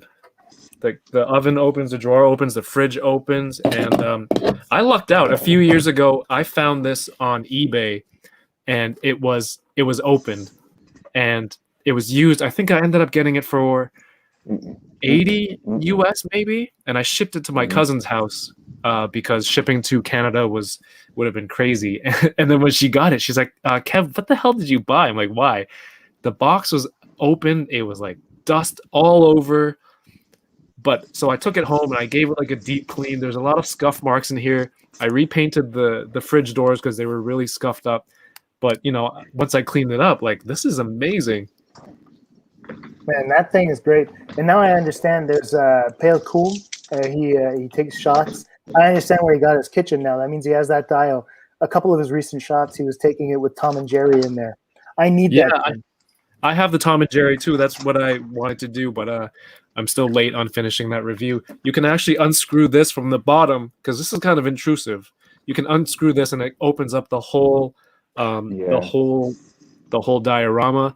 I've seen other artists put like another wall here or like a door, and it kind of expands the whole display Wow. into a bigger kind of apartment condo. I hope I'm enabling a lot of people to go on eBay and buy this right now because, yeah. You know, people are doing it right I'd love now. to have that thing, man. like, you can get a long shot this way. You can get a wide. I think I did a wide shot this way with Home Alone, and I had Kevin McAllister hiding here while Joe Pesci was going around in the back behind the counter. I'm actually going to check that right now So before this Nate is from gets it. Palisade Toys. You had Nate's you had his hopes up. I know, but I mean, I didn't think it was that. I like mine only comes with accessories. So if he wanted the chef, I would have given that no problem. But it's not what he wanted. Palisades Muppets Kitchen. You going on eBay right now? Oh yeah, you saw my face light up. Yeah, I'm pretty sure like a lot of people. I had these props wedged in there as well for storage. These are like, this is printed with marble filament on my 3D printer, so it's made to look like a marble texture or stone. Oh man, I can't buy that. $300. It's gone up a lot more. Yeah. Anyway, sorry, Nate. That's not what I was talking about. Nate has left the chat. Yeah. One from the Netherlands. It's actually $150, but it's $50 shipping. I can't do that. Anyway, Beaker looks great. Bunsen looks great. I really love these guys. It's gonna be so much fun. Awesome. I don't know if you guys can see them well. There you go. Everybody's like, why is it all Paige, black? hold it up again. I had to embiggen Somebody your was- screen. somebody was like, I'm pretty sure somebody's like, why is it all black? It's wow. zombie. It's not. Zombie. It's the cape. It's the cape. It's the Paige, you got Mez to sit down with you on your page. That's one of the goals, one of the highlights, I guess one of the milestones. Jason, what kind of goals do you want to see coming with your photography? I mean, you've got a huge following on IG, you got a huge following on TikTok, and you have Diamond sending you stuff, which is pretty awesome. You take amazing pictures, and we've talked about this before, like taking pictures, toy photography, and all that stuff. It's basically free advertising. Yeah. For these companies that make toys.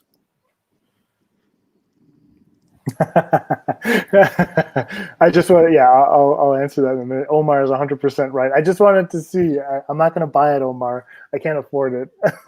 He says, I like how Jason started the show by saying he's taking a break and now looking up $200 dials. Hey, to be fair, he didn't know it was $200 when he looked at it. No, that's it. And plus, I mean, my wife told me that she still owes me a birthday present, so fingers crossed. But I wanted to work with Tracy over at Earthlings. She makes these great diodes. Oh, dude, yeah. Yeah, I wanted her to make me a convenience store or something like that. But I'm still working on what idea I'd love to get from her. So that's what my wife offered to get me for my birthday. She says, if you want a diorama, and you want to work with somebody, and plus she's Canadian, which to me is a big plus. Yeah. Not anyway. I don't have to justify that, but she's homegrown. It's just one of those things where you want to encourage local in a sense. Absolutely. So where do I want to go with toy photography? I don't know.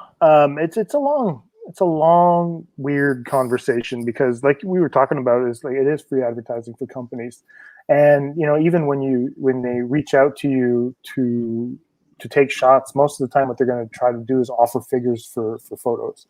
So they're not paying you to do anything. Like I haven't been paid yet, for any of the stuff that I do. I recently did sit down with Diamond Select were very kind in sending me this stuff. And one of the reasons why is because they saw the TikTok video that I had made with the chef and the Gamorrean guard that went viral. It's got close to 700,000 views now on TikTok. And when they saw that, they were like, holy shit, man. That's an untapped market, free market to tap into. They said, like, we'd love to see more of our stuff in your videos on TikTok if you wouldn't mind. And I was like, sure, if you guys want to send me, like, I'd love to have, this is what I asked. I'd love to have Kermit. I'd love to have Jack from The Nightmare Before Christmas. And I said I wanted Beaker. So I asked for those things, but then they sent me like the entire waves. I was like, whoa, okay. I wasn't expecting that, and it was very kind. I did sit down with a company recently that wanted to hire me to work for them.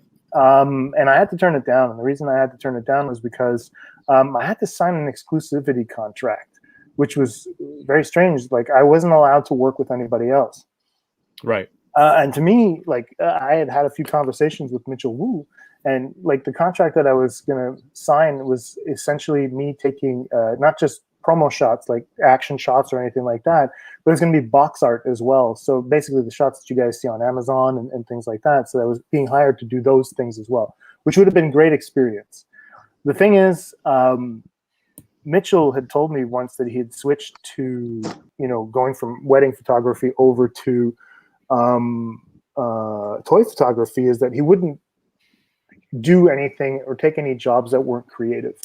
And I found myself thinking about that and not being able to work with other companies, other possibilities. It's like I'm denying myself some form of creative freedom, as corny as that might sound, but also, it's my bread and butter. I was offered 20 grand less than what I make a year, which could have been fun to take pictures in the long run. But at the same time, I'm like, well, 20 grand less a year, and I have no other opportunities to go out and make money by working for other people. This is a lose-lose for me because I like taking pictures of multiple things and getting out, of my comfort zone. So, it was a really fun experience. It was very nerve-wracking because I still consider myself like Trevor. I talk to him all the time. I consider myself still the new guy. And it's one of those things where it's a little overwhelming to sit down with business people when I have no business acumen whatsoever. Where Okay. you're, I sat down in another meeting and I overcharged for certain things, so that deal fell through. And Oh, then, damn. yeah, but I mean, it's okay. I kind of salvaged a little bit of that, but it is one of those things where it's really interesting, but I suck at it right now, and I want to have more experience. But there's only a finite amount of companies out there willing to pay us toy photographers for our work. And sometimes, like I said, another company that reached out to me to work on a specific project, and I said, "Well, listen, I'd like to be paid for it. Here's what I'm asking for." And then what happened was they just basically went down a list of people until they got it for free, and and then they paid the people that they wanted to pay, and it's kind of one of those things where it's like a rude awakening in a sense, where you're like, I don't get it. I mean, would you do this for any other project that you have in-house photographers taking pictures of the packaging for you guys, you pay those guys salaries, but then when it comes to the people that are going to create something, and like we were talking about, like free publicity Yeah. is what we do essentially. Well, I think that to a certain extent, if you're willing to ask for someone's services, you should be ready to pay for it as well. So anyway, long story short, it's been interesting in the last 6 months, all these little things that have happened to me. But I'm keeping my fingers crossed that eventually, I don't think I'll ever make a living doing this. I've got no, I'm not conning myself into believing that this is actually going to be something viable. I'm going to keep Right. working as a college teacher, and but to have a little sideline every once in a while, that would be really, really fun. It seems like if it's not going to pay the bills, like you want to ideally have the job, like, oh, go do what you love and Yeah. whatever you're passionate about, but there you do have responsibilities, you have a family to take care of, right? Yeah. So if it's not going to work, and then I've had Sergeant Bananas on. Johnny's great. He's the house photographer for Super 7, 7. and even before Johnny was on there, he's always been doing amazing shots. And then I'm always like, oh man, it would be so cool to do something like that, just to take pictures as a job, as a career. Yeah, it sounds like fun. But then he also told me, he's like, a toy company doesn't just make those 6-inch figures that you love. And then you take pictures of all day. That it's not that. He's like, Yeah. and he wasn't complaining to me. He was just bringing more insight, which I try to get a lot of talking to people on here. He's like, they make a lot of stuff. I take the stock photos, I take the box photos, like, Yeah. when you see a new Ultimates and you see all the stuff lined up, he takes those and he sends them off. He doesn't know what happens with the photos. Like, it's up to another department. If they put it together, they shop it, and that's the business. And then when I think of it that way, it's just like, okay, so it's not like all the glamour and fun. It's work, right? So if you're getting paid for it, I guess it's kind of like the curtain's been pulled back, and you see how everything works, and it's not all fun and games.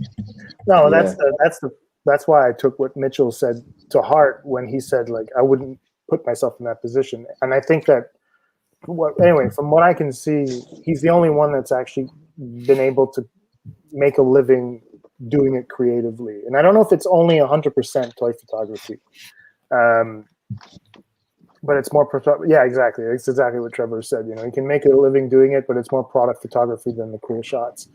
And I feel that, strangely enough, I understand the idea that they're trying to, when you have it in multiple angles, but that never sells the shot. That never sells the figure for me. I like seeing them in action. You know what I mean? Sometimes you would watch an ad on television. That when you drink that juice or that Coke or something like that, there's no music that's going to be playing. You're going to hear that pop. You're going to drink it, and everything's fine. I want to see toy photographers taking those shots. The product photography, sure, if you want to show like some form of I don't know what you call it, a prototype or something like that, that's great. Yeah. But sell me the figure, man. Put him in a scene. I want to see that. I want to see how cool he looks in the scene. That'll sell it for me. I mean, when you were kids, you would grab a toy and then you would play with it, and in your imagination, Yeah. what's going on is, I feel like that's what you're trying to create when you create these photos as an 100%. adult, as childish as that sounds, but it's like you I don't know, you have a means of showcasing what you're thinking in your head and showing it to everybody with the same toys. You know, somebody out there might have picked up the same toy and had like the same idea as you, seeing, you know, as a kid, like, oh, I would have moved it like this, and they're playing and doing this, and you're doing sound effects, and you know, it's just that's what I think, that creating that connection to show people with your toys is huge compared to like, and I get what a product shot is. You got to show everybody what it comes with. I get it. Yeah.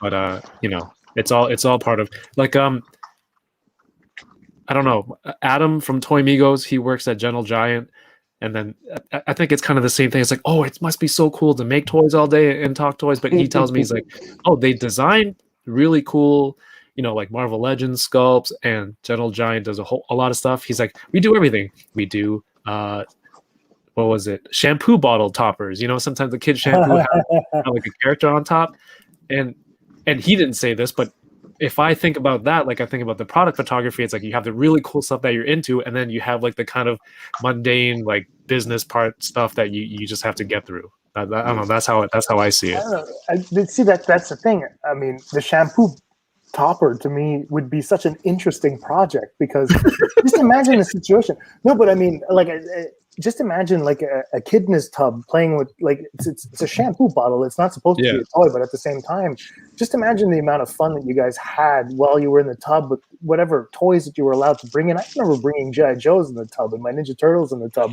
when I was a kid. No? Oh, you guys saw childhood suck.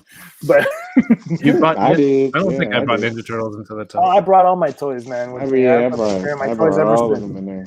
Yeah, and so just imagine the product shots that you can get from that. You know what I mean? To me, that would be so much fun as a project to try to work on that. 1/6 Shooter says he's editing a box shot right now.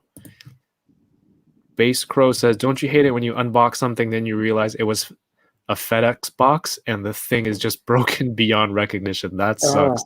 Yikes. Paige, you put everything back in the box? I do.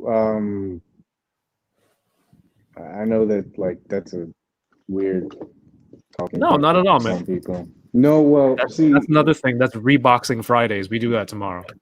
Well, I actually I've been taking out a lot of my favorites, and I found these like little cases at Michael's, and every once in a while they go on sale. Oh, the photo And- cases? Yeah, and so what I've been doing is because it is a chore. I mean, you just saw me. It's a chore to take all that stuff and put it back in. So those little photo boxes, I've been taking my favorites out and I put them in there. So like Black Skulls Brigade, like they go in their own little case, and then the Ninjas, Gomez, DC characters, Marvel, and that way you just take them out and put them in. But man, those boxes, we usually You keep the original boxes, right? Yeah, and how we were talking earlier, like I've been debating about throwing my G.I. Joe ones out, but Marvel Legends, those boxes I toss unless they're kind of like special ones, like the SDCC stuff. Look at that. I always hear other voices in my head, man. Yeah. Man, this box is cool. Look at these chairs. Yeah. Lots of props, man. So Jason, all when the you get a Yeah, chance, I'm on- look up the Palisades version of those two guys. Oh, Okay, really? do they come with an entire theater?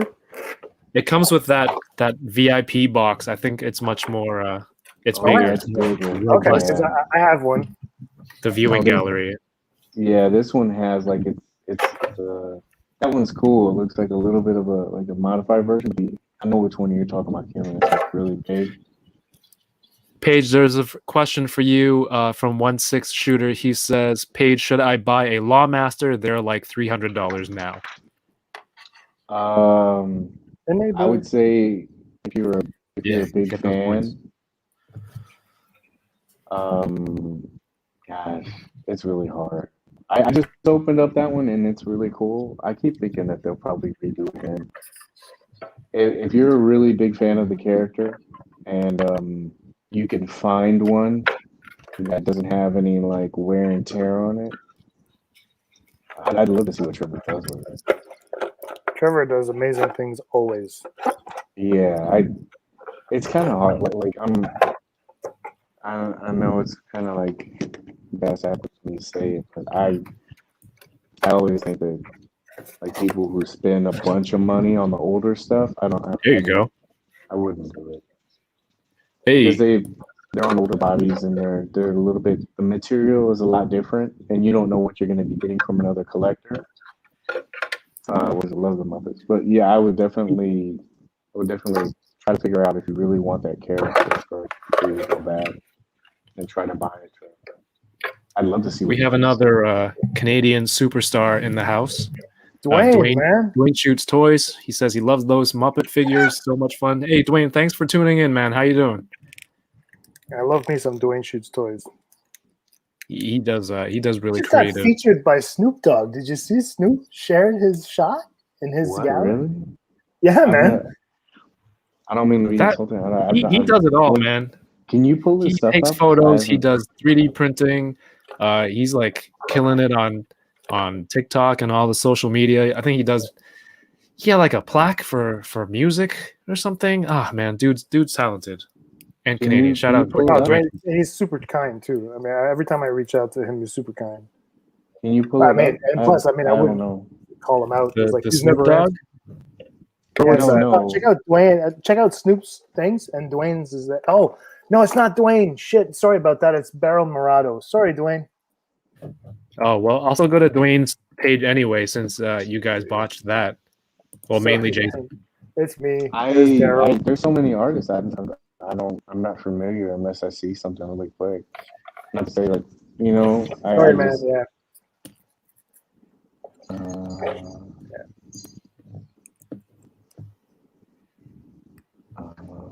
There's Dwayne. So like, look at the dedication on this diorama. He took pictures of an entire Monopoly set, shrunk it down to 1/6 scale, printed it all out, set up the shot Wow, of 3 Michaels. Look at that. So much work. Love it. Bam, look at that. Do you know how to do that, Kev? Like print stuff out like for like bodegas or like you know how people put that stuff on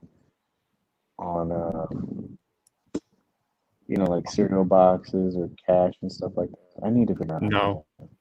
I mean, I could print it and cut. I don't think I have the time. That looks like a lot of work and a lot of dedication, and that it makes me sound really lazy. And in a way, I am. But it's just I can't do it with all these kids around. But you know, I'll find somebody who makes props really well. And but you do 3D printing, right? Yeah, 3D printing stuff I could do that. But like shrinking down a Monopoly set, like I'm cool. I hope somebody makes that product and I'll buy it for a shot that I think I'm gonna do, which never ends up happening anyway. That happens a lot. Do you shoot a lot, Kevin? Like now, like I mean, with your schedule or just in general, like do you have time to shoot or? No, not really. I mean, I put up a power. What? I didn't even see this the other day, or I didn't even see this before. It's a 1/12 scale Dracon Pulse exclusive. What? That's so cool. Dwayne, can I buy one of these? That's awesome. I hope you're still watching. Yeah, he said it's not too difficult. It's time consuming, and I get that. I don't have a lot of time. Like, remember, I used to do a lot more reviews, and I just it's just a lot of work to a lot of time, and then to do this, I got to come down to the basement, and if I'm down in the basement, the kids can't come down here because they will tear down this whole room. So I don't want to isolate myself from the family in the house like all the time. So once the kids go to bed, there's very limited nighttime hours for what I want to do, and then there's also video games, which is the worst the worst reasoning. The worst reasoning, but like right now, it's like we're gonna finish, and I'm gonna, I get it. Go play Call of Duty. After a long day of work, man, you're like, okay, do I really want to spend 4 hours setting up a shot that, after being completely exhausted, and you just decide, okay, I'm gonna do this, and then you don't get the shot, like, oh. Yeah. So no, I don't do that. So yeah, apologies again, Dwayne.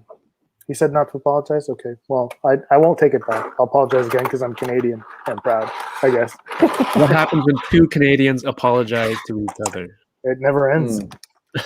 Yeah. Yeah, man. So once I do this Thursday night, I take a few hours out here, and then the rest of the week, if one of my kids wakes up super early and I'm able to get them into bed real early, then I'll have like an extra hour and a half. Excuse me. Like the other night, I get to come down and I took some Power Rangers shots.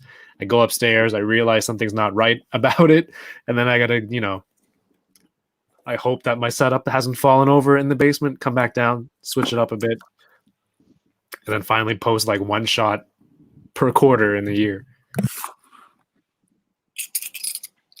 Open that, Jason. I had to manipulate some FedEx drivers to get it to you today so that you don't open it before the show. I appreciate that. Thank you, Kevin, for looking out for me and my impulses towards roaches. Very pleased with this. Was that a ray of sunshine that just came out of there? Yes. Yeah. You did touch on something, Kevin, that was pretty interesting.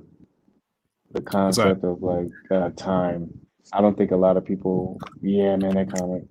I don't think a lot of people realize how much time and effort it takes into like do some of that stuff, whether it be photography, doing reviews, or setting up any kind of videos. Like the amount of, I don't know how much like your stuff when I watch it is pretty polished, and so I know from experience for me, it takes time. Like even this show, like I was impressed. I was like, it's almost like being on a show. I was like, I'm sitting in the green room. How you wait. I was like, so everything is like really put together really well. But like even with your reviews and stuff like that too, I was sitting there. I was like, man, this is polished. And I was sitting there. I know how long it takes me to do it. And so when something's a little bit, more polished, you're like, gosh, you probably put a bunch more time into this. But I don't think a lot of people understand the concept of how much time actually goes into like any of these guys putting reviews out. Or any of that. I'm sorry. There's an interesting comment. DJ11 1138. Yeah. I feel like 4 hours for one shot for Instagram is not worth it if it were going to be included in some kind of publication, maybe. See, I don't do it for Instagram. I do it for myself. You know what I mean? 4 hours is nothing, actually. Sometimes it can actually take 8 to 12 hours for me to get a shot. But it's time that I spend, decompressing from work week or something like that. It's just time for myself. The posting it on Instagram is the last of my worries. You know what I mean? And it's just like I said, it's just really a hobby. Setting it up and all that stuff is just a form of meditation. You know what I mean? When you want to just get away from it all, and you kind of create this ideal world that you kind of understand, because sometimes outside there is just a little bit too complicated or a little exhausting or something like that.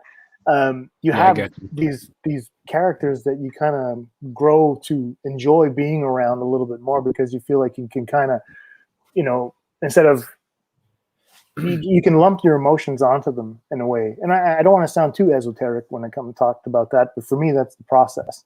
It does sound weird when you say it that way, when you work 4 hours to just, get some likes on Instagram, but not me. You know what I mean? I try to have a lot of fun while I'm doing it, because it's time well spent away from most of the things that I might have trouble with. So. Man, to see some of the names and the comments, like you saying how many hours you put in, and 1 6-shooter saying it's a celebration if I can do one in 4 hours. Yeah. I mean, I know how much time I put into it, and I can see the difference between my pictures and your guys' pictures. Because if I can find an extra hour and a half, and at the end of the hour, I'm like, okay, yeah, I got some shots in. And then it's like, okay, I'll go Lightroom and mess around a little bit, and this is it. And I know I can see what I can do better with lighting or this and that and posing. And I think the extra time and care that you put into it is, the difference between my work, which is not great. And I'm not putting it out there and I'm gonna be disappointed, like, oh shit, I only got this many likes. Like you said, at least I got that shot out. I could say I put some time and I got to take some photos and actually post something up that I do like to do. But if I had more time, I could probably put more time into it, and as a result, in the long run, refine what I'm doing and make it better. But see, the fun thing is that most of the shots that did well for me, I'm really happy with. But there are some shots that I really love that didn't do well. You know what I mean? And at the same time, it's not the quantity or the quality. Like, to me, it's the fun that I had making that shot. You know what I mean? We were talking to I don't remember his name, the guy who just said he would design the Super 7. Like, I had so much fun shooting. What was it? Kyle. I had so much fun shooting those 5 points Mars Attacks figures. And it's a bare bones shot. You know, I just wanted to make it just very easy. And I remember it was one of those times where I think we had just finished, Paige and I, talking. And I was like, I looked at my wife and I said, do you mind if I just go? I really want to get these figures out of the boxes so I can have some fun. And she said, go ahead. And I ended up staying awake till about, like, was it 1 or 2 in the morning, just fiddling, trying to do something like that. And I'm normally in bed at like 10. Hold on a second. It's way past my bedtime right now. Hey, let me take the time. I hadn't had fun. I hadn't had fun with figures like that in such a long time. Okay. You know what I mean? Yeah.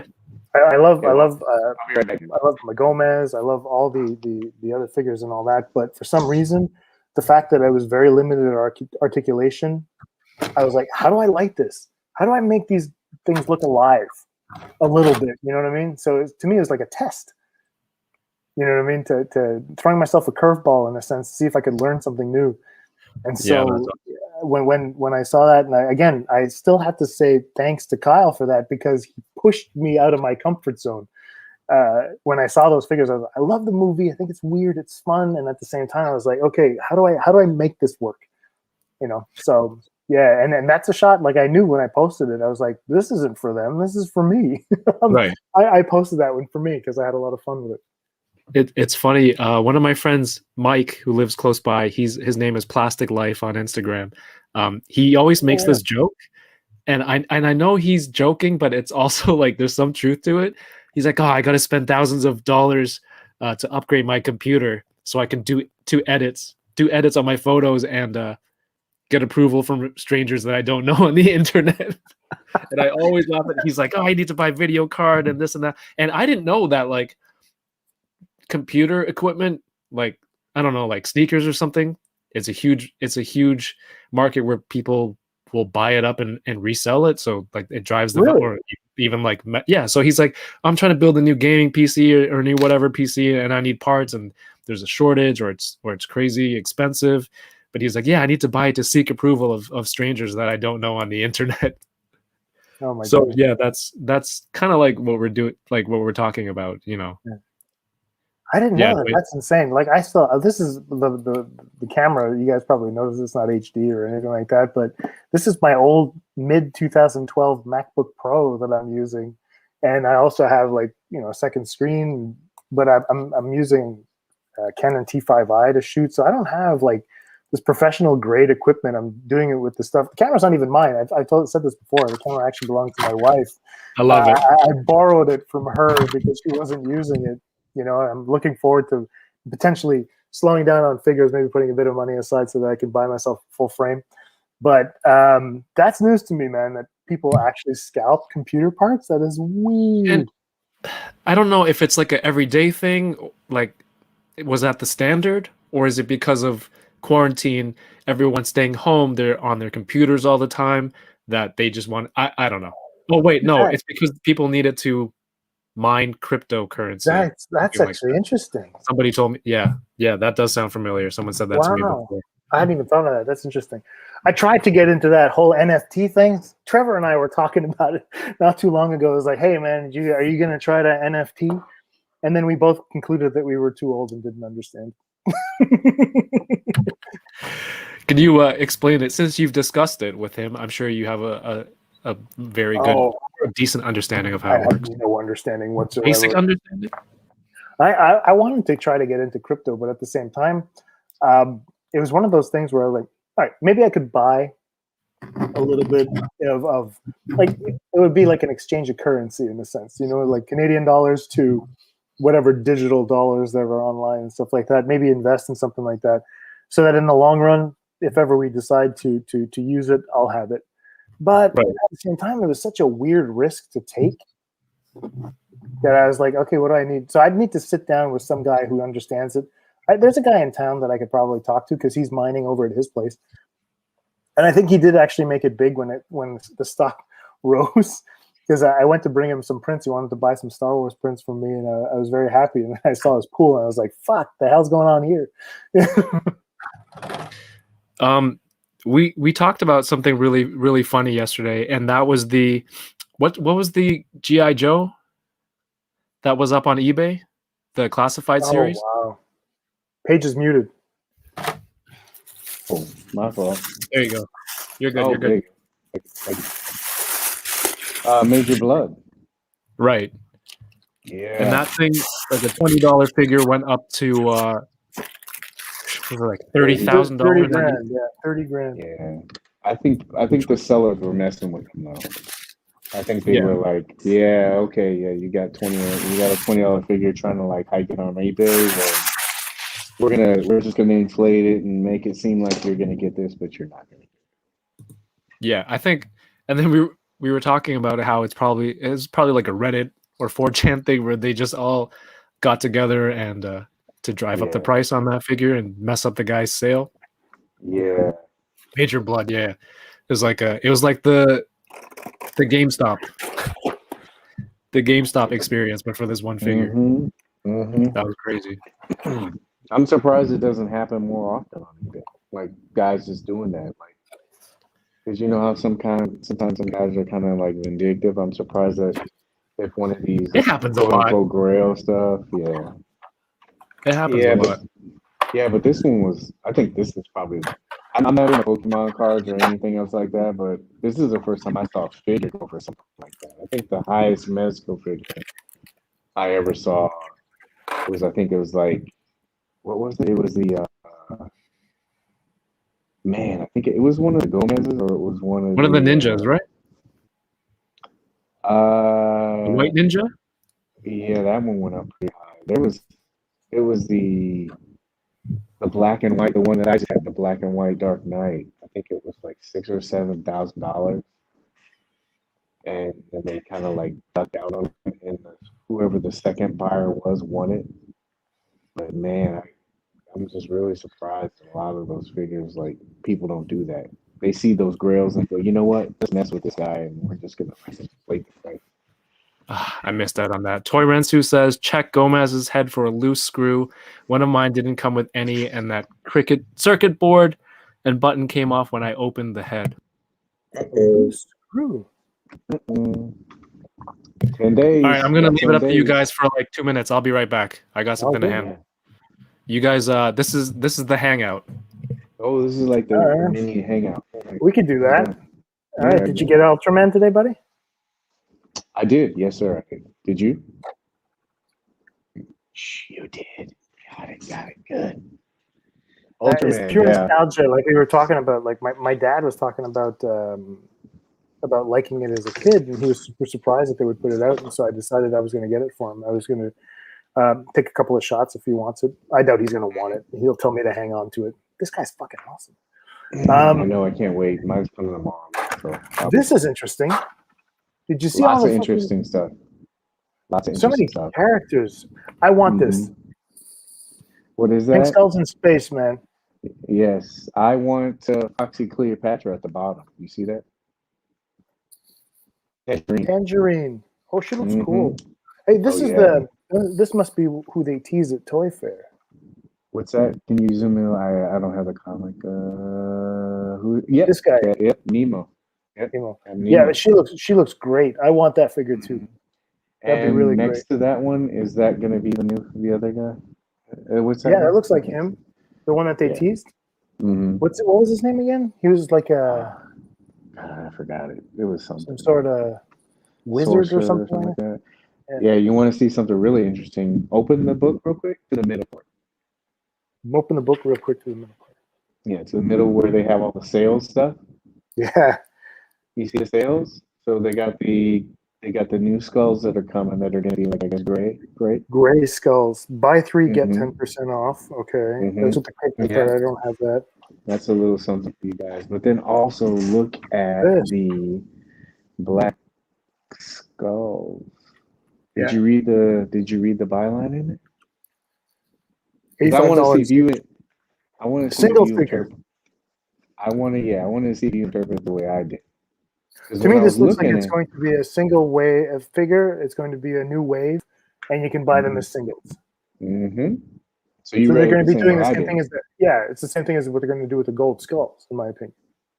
Yeah, that's what So there's going to I be a think. new wave coming up soon. That's we have to like say it's speculation, of course. That's just how I interpret it. Because like if you really look at it, like they said that this next wave, how they were doing the wait list and they were kind of converting. In Right. September, that wave is supposed to be fulfilled. So I'm Oh. wondering if, because of the whole wait list talk, if they said, hey, the demand is pretty good for this. So why don't we fulfill this? Again, this is speculation. So why don't we fulfill this and then maybe let's try to put it up for order again and see if there's any interest in it. That'd be great. Because if you look at that comic, like you said, it reads that way. It reads kind of like, Yeah, it sounds like it, to me anyway. The way that it's worded is that these are going to be going back on sale. Mhm. So, yeah, and there's a We bunch just of made- hints we- on this. yeah, we just made a prediction for you. Remember, it's speculation. It's not confirmed information. Did anybody decipher the crypto cog yet? Yeah, it says, God, what was it? It was like Moswatch or something like that. Or, So this guy. yes. Look at Yeah, I that. told you. You asked me yesterday. Do you know how to use that crypto cog? I'm like, no, and I don't need to. Somebody will have the answer. Yeah. 24 hours later, you've given me the answer. Someone's done the work for me. Yeah. I'll sell that crypto cog now. I don't need it. Yeah. I'm really interested in because they've been plugging that. I'm really interested in what it's going to be. Man, that whole squad is gonna like kind of pan out and look really good. Yeah. I'm this tangerine female. Yes. Oh, there you go. Yeah. She Oh, looks like. Jason, you had the spawn. Oh, he's over there, and I'm lazy right now. Okay, cool. Fair enough. Yeah, it looks like that. It's like kind of like a foxy brown or a misty night kind of vibe. Well, from what Jason Right. showed in the comic, so that's pretty good. I mean, there's a female character. Ooh, that looks so good. He does, It's a right? female With the regular head. character. Mm-hmm. And then it'll probably be on a new body. You know, the new female body that Hopefully. they're trying to put. Yeah, they're making leaps and bounds. It's 11:30 on the east. Wait, we're all on the same coast, East Coast. I know you guys, and I appreciate you guys being on for so long. I'm not kicking you off, but do you have, I know you guys have responsibilities and things to do tomorrow. What time do you want to go till? I'm still good to go for a bit. Yeah, I know I'm it's good way past your bedtime. Yeah, but I watched the comedy shows I needed to watch, so I'm all good right now. I'm out of stuff to watch. He's waiting for Mortal Kombat to be HBO Max. Nah, I don't fucking care about. Oh man, I love the game.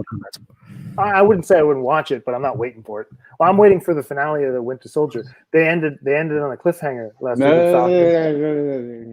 Oh, you didn't watch it, Paige? I haven't watched any episodes of it.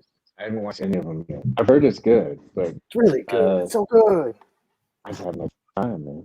It's been This great. is the first time I sat down and I did anything, and I've enjoyed every second of it. Yeah. Okay. Yeah. Maybe look right here. Cool. Yeah. They showed a tease on the last event. There was like a graffiti looking guy, almost like a cyberpunkish vibe. Oh, Vapor? Is that what the name is? I'm really excited for that one, even though. Yeah. Well, I don't know if it's been confirmed yet, but they had a lot of the stuff that they showed, they're properties that they did before. Like Right. Captain Nemo, they did that. Vapors, it was part of a line called the Hoods line. And there was probably 3 or 4 characters that they had. Oh, is it in there? No, Yeah, that's yeah, somebody showed me that. I was wondering if they were gonna do that. and at the What if, bottom it what if says, it's that token we were talking about yesterday? We send in a token, we get the big mother, we get no, the it big says at the gorilla. bottom of the page, it says this is obviously a joke or something like that, right? Does it? I would do it, man. I would send my token and get like some 12-inch like monkey. This ad is fake, duh. Yeah, but Yeah. at the same time, Does it say that? yeah, It it says doesn't at the bottom matter. of the page. Dang it. Oh well. I don't Oh, trust them. I don't trust it. but yeah. The Vapors, yeah. That guy, he's like a little the character's like a little graffiti artist. And they had like they had 4 or 5 of them. They all had like different bodies and stuff like that. So but that one, the one that they showed kind of looks like a character that they had called Vapor. So I don't know. Are you guys something that came up this week that I was really excited for? I don't know if you guys are into it. The trailer for Shang-Chi was released. Dude, Yeah. that looks awesome. it looked really Yeah. good, man. Yeah, I got right into it. I wasn't expecting anything because I don't know the character much, to be honest. Right. Yeah, then the trailer dropped and I was watching it. I was like, fucking hell, this looks great. It. Yeah. I'll watch a trailer and then be like, okay, cool. Yeah, I'll watch the movie. But then and then that's it. But this one I watched 2-3 times, and then later that night I got on Discord with some of the buddies, put it on, we went through it again, and then went down a whole rabbit hole of all this MCU 10 ring stuff from before, because they were in previous movies as well. So yeah, man. And then after the trailer they showed, well, even though the Marvel Legends were already in stores in the US, even though it wasn't officially announced yet, like Yeah, the that was official weird. release came out, and there's like so much merchandise. It was really cool. There's like a kids play set where you can wear the rings, and then there's this blind box toy where it's like a cinder block, and there's little figures inside, but to open it you're supposed to like chop it in half. You actually break it apart. It's like a little plastic box. You break it apart and then you open it up, and then there's like little plastic toys inside. It's so That's cool. awesome. Because like I feel like I would buy a whole case, and then if Just chop one them day off? I'm just really pissed, I'd just be like, yeah, just crack that shit open, give the toys to my kids, be like, get out of my face. I just got to punch like a plastic brick. It's to me it seemed like I kind of dubbed it a Chinese piñata, Yeah. and instead of candy coming out, it was like That's poorly right. made toys from China or something, like really basic toys. So I'm very, very excited about that movie and all the merchandise to come out. I haven't even seen where it's available for pre-order in Canada yet. No sign of it. US was supposedly street dated for April 25th, but a lot of people got it early. Yeah, I saw some guys actually posting pictures. They already got them. It was very, very strange. Reviews are up. MCU Collector has like reviews of the whole wave. Nick Yeah. Rivera has one too, right? Doesn't he have one? Well, he always has them. He Who? always has. E. Rivera 94, I believe. Okay. Yeah.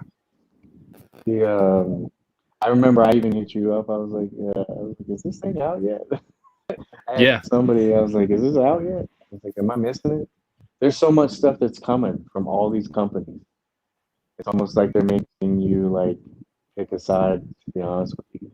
You know, you either really have to be picky and choosy about what character in the line that you want to get, or you just gotta go, you know what, oh gosh, I'm just gonna stick with Legends, or I'm just gonna stick with Mezco. Because there's so much stuff coming. And Kyle got my Chappelle Show reference. The but yeah, those Marvel Legends, I can't wait till those come out. The Build-A-Figure was pretty cool. Oh, the Mr. Hyde? Yeah. Is that Mr. Hyde wave? Yeah, right. Yeah, it's that one. Yeah. Okay. No, I don't know, man. I don't know if I'll buy any of those things because I don't know if I'd run out of stuff to shoot because it's just a lot of fighting, right? I'll be entertained by it, but the figures themselves, it's not something that if I don't see any potential for me in creating anything with it, I'm gonna have to leave them on the shelves, no matter how great they look.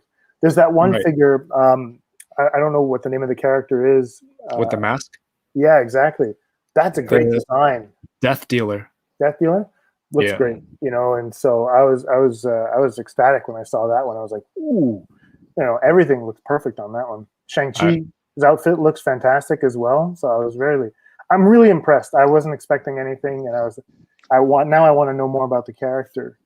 Yeah. I was very impressed by that. Well, you got to support Canadian Toronto lead Absolutely, actor, yes, sir. Asian lead actor, huge. Tony Leung is in it. Hong Kong movie legend. That was awesome. Yeah, when I saw him.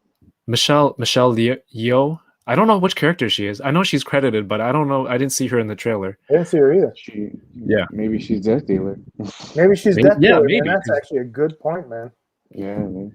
And Aquafina, and a lot of cool people. Yeah, it's just really cool. And I think the releases of all these figures definitely got messed up because the movie they were never sure when it was going to come out, and then now it's been pushed back to September because they decided to put Black Widow on Disney Plus, right? Yeah. So that's why I guess these figures, not only were they not even officially announced, they were packaged in boxes. And I guess in these Targets, ready to go, street dated for April 25th. I know a few weeks ago, a Lego set was leaked, and then there was a bit of a plot. Lego I think they've had a history of leaking, spoiling plots before. Always. So the early release of this Lego set kind of messed things up a little bit, but I'm just stoked. Yeah, Dwayne Shoots Toys says Simu. He's from this great Canadian TV show, Kim's Convenience. Yeah. Simu is Kevin. Funny? You want to hear something funny? I messaged Jason. No, listen. Whoever says no to that? I know, right? I messaged Jason and I said, I know he tells me all the time. He's no fun. I messaged Jason and I told him, I was like, hey, did you see the trailer? And he goes, yeah. And then he said, I'm not an Aquafina fan. And I look and I go, what's Aquafina? I didn't know who this person was. And then so I started reading some of the comments and it kept saying Aquafina. And I'm like, who is this person? I have no And why are they clue all this spelling the name of this water wrong?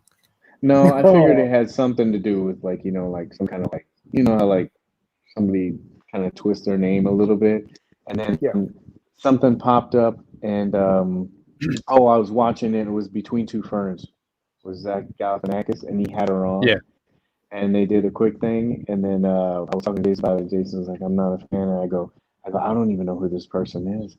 And so I learned that she, I guess, raps or something like that, and then she does comedy was it Crazy Rich Asians or something like that. And I was like, what? She was in that, and then I think she does comedy. I think she had she did a rap song that was a parody of something that how she became famous. I didn't know much about her either, and I wasn't a huge fan. But I thought she was just that loud friend in the movie. Yeah, definitely the character she's playing. But then I heard her on this. I listened to this podcast called Smartless with Jason Bateman, Will Arnett, and Sean Hayes, and she was on, and she was talking about all the stuff she does, and it was really interesting. So I ended up becoming a fan of her and be like, "Hey, Kevin, stop being an old man," and be like, "I don't know these new people and new stuff and new names, so I don't like this." I'm like, I try to open up more. You call but him that's a great politely. But I told myself I don't know anything about this person, and this is probably the first time I ever it happened. And because you have a star that'll cross over into a movie or something like that, like you'll have John Cena or The Rock or something like that. Have a background. I was like, I know nothing about this girl, and I don't want to know anything about her, and I want to watch this movie just to see what my opinion would be of her. I just thought it was kind of weird. I'd never heard of her before. Oh, she's very, very, very popular, and it's not a problem. I mean, I've seen her in a couple of things, but anyway, it's complicated. I don't want to get into it. Well, gotcha. Let me watch. And then movie she has a Target exclusive figure, which comes with this I don't know, Chinese mythology creature that they made. I posted it on my Instagram the other day because I have no idea what it was. It looked like a dog with no head and wings, but also looked like the body of a chicken. Okay. It's so weird, and I don't know.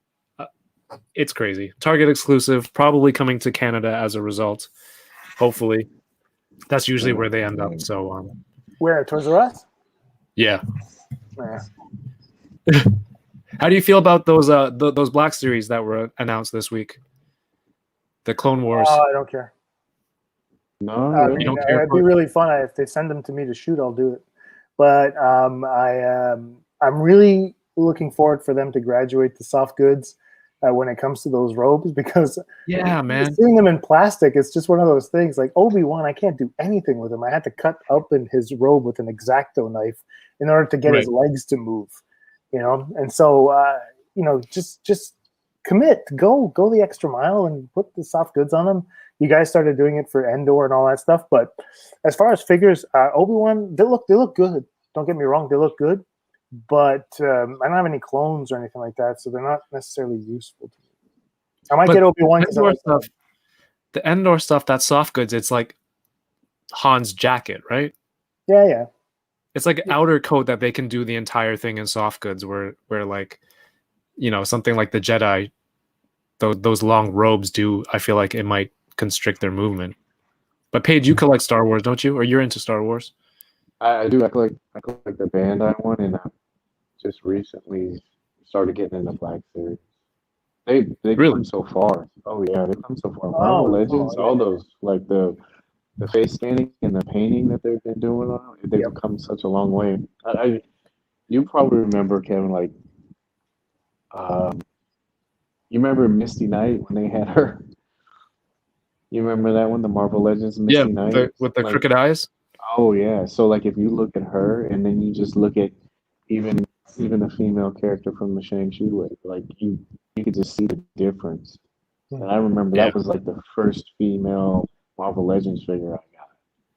And I was like, oh gosh, I had a guy do a custom head on her because I was like, this is like horrible. But they've come so far. And so even Black Series, I mean, jeez, man. It's a good time to be a collector. And 1/6 shooter brings up a good point. Kind of done with Black Series, especially now that they'll be $22 to $23. I guess in the US that's going up from $19.99 to like $22.99. How much here in Canada? $29.99 here in Canada. It's up to $32.99. Yep. For Legends, Black Series. I don't know what the deal is. I feel like some waves have the price increase, some don't. Some retailers have it, some don't. I don't know. Maybe they were solicited at different times, so the pricing's different. I don't know. That's all the behind the scenes stuff that. It's still expensive, man. For sure. For a small plastic figure, it doesn't make any sense to me. Well, and even you put it on eBay and you get $30,000 for it. Yeah. I was actually planning on unboxing a Cara Dune that I have over there. It's brand new. Nice. Just to make her devalue. Oh my god. Somebody will buy it. No. Anyway, I have one here. I still love Black Series. No, I still do. Don't get me wrong. I mean, I really like the Remnant Troopers. I'll pick up the Mando stuff. Yeah. I'm looking forward to what was it? Zero. Deluxe Boba Fett right there. Yeah, people have been telling me to pick him up, and I mean, I already have 2 Boba Fetts. I don't see why I'd need another one. Apparently, he's really great, but at the same time, I've weathered mine already. Looks good to go. So I don't know. But yeah, I'll get Stormtroopers, no problem. I might get a Vader if they make it better. Like I didn't like the hyper real that they did at all. The 10-inch one? Yeah. Is it 8? Is it 8 or 10? I don't like remember. the 8. Anyway, my daughter loves it. She has it on her desk over there. Oh, that's cool. Yeah. So I gave it to her. But like manipulating it, I was like, why did they do it like this? Why is it just like a giant rubber doll? It felt weird. But yeah. Do you guys do NECA? I want to, but they don't allow me. They keep releasing exclusives in the United States. I think I have 2 NECA figures. Like one is one is what the Nathan Drake one, and the other is the Nathan Drake one was a while ago. Yeah. That shows you how I had the turtles. I was collecting the turtles, the movie turtles, and the regular stuff, and the cartoon ones, and then I Yeah. missed out on the Casey Jones 2-pack. And I said, this is just too stressful with Mezco and NECA and trying to trying to get them all, like the characters. I was like, this is just too stressful. I was like, I shouldn't have to have that. The question Have was, what are we hoping for NECA to do for pre-order tomorrow? What's going on tomorrow? I didn't know. I think they're doing like a release every week in April, from what I understand. Because because the release schedule is different here in Canada. It's not the same thing unless they're releasing it for pre-order directly on their site, and even then, it's a freaking disaster, man. So they release it differently here, and like in Canada, we don't even know if we're getting the Goliath from Gargoyles yet. I don't think it's even confirmed that we're getting it. So I ordered one from BBTS just to be safe. Right. Yeah. I don't know. I mean, like I've been trying to get the Turtles in Disguise, and they're just going to be impossible.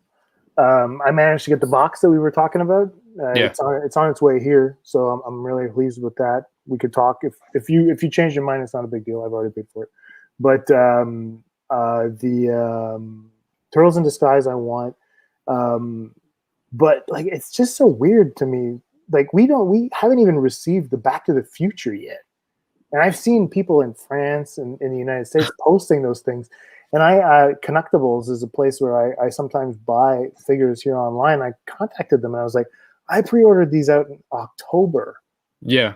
And they still have not received any of the stock. And I'm like, what's going on with NECA? I don't get it. It probably is COVID related, but at the same time, I'm like, they've never been that great before either. But anyway. I go to a couple shops here locally, and I think they were only trickling in maybe 2-3 weeks ago. And then EB Games sometimes has them, like Dwayne Shoots Toy says really? They have it. So I unboxed Back to the Future 2 Marty a few weeks ago. Right. No, the original one with the camcorder, and I'm looking for the Back to the Future 2. I know Biff is out. I gave one away as a giveaway earlier this month. Yeah, thank you for that. No, I'm kidding. That was you. And Biff, there's Biff, and then there's like Marty in that space suit or whatever it was. So yeah, it's I don't know what they prioritize. I guess their local U.S. markets first, and then it's like, okay, we'll give it to Canada when we have it. It's no. Even Super Shredder just recently came out up here, but if you ordered directly from NECA store online, you would have gotten it last September, last month, or something like that. Yeah, but from comic shops was last month. Okay, yeah, because I ordered mine. I got it directly from NECA, and I just received Super Shredder. I think it was in. Oh, really? Yeah, beginning of March. Oh, wow. It's I don't know. It's wild. That's a bit weird. And so I didn't know EB Games. I might have to go check, but at the same time, even when I was looking for them online, they didn't have them. Otherwise, I would have pre-ordered them there. So it's very strange. Just very, very strange. I want to give them my money, but apparently they don't need it. I want to. I'm gonna check. Heroes World has a website. I think that's them in stock. I think they start shipping to Canada now. What have you guys got on pre-order? Oh Christ! That you're waiting for? A lot.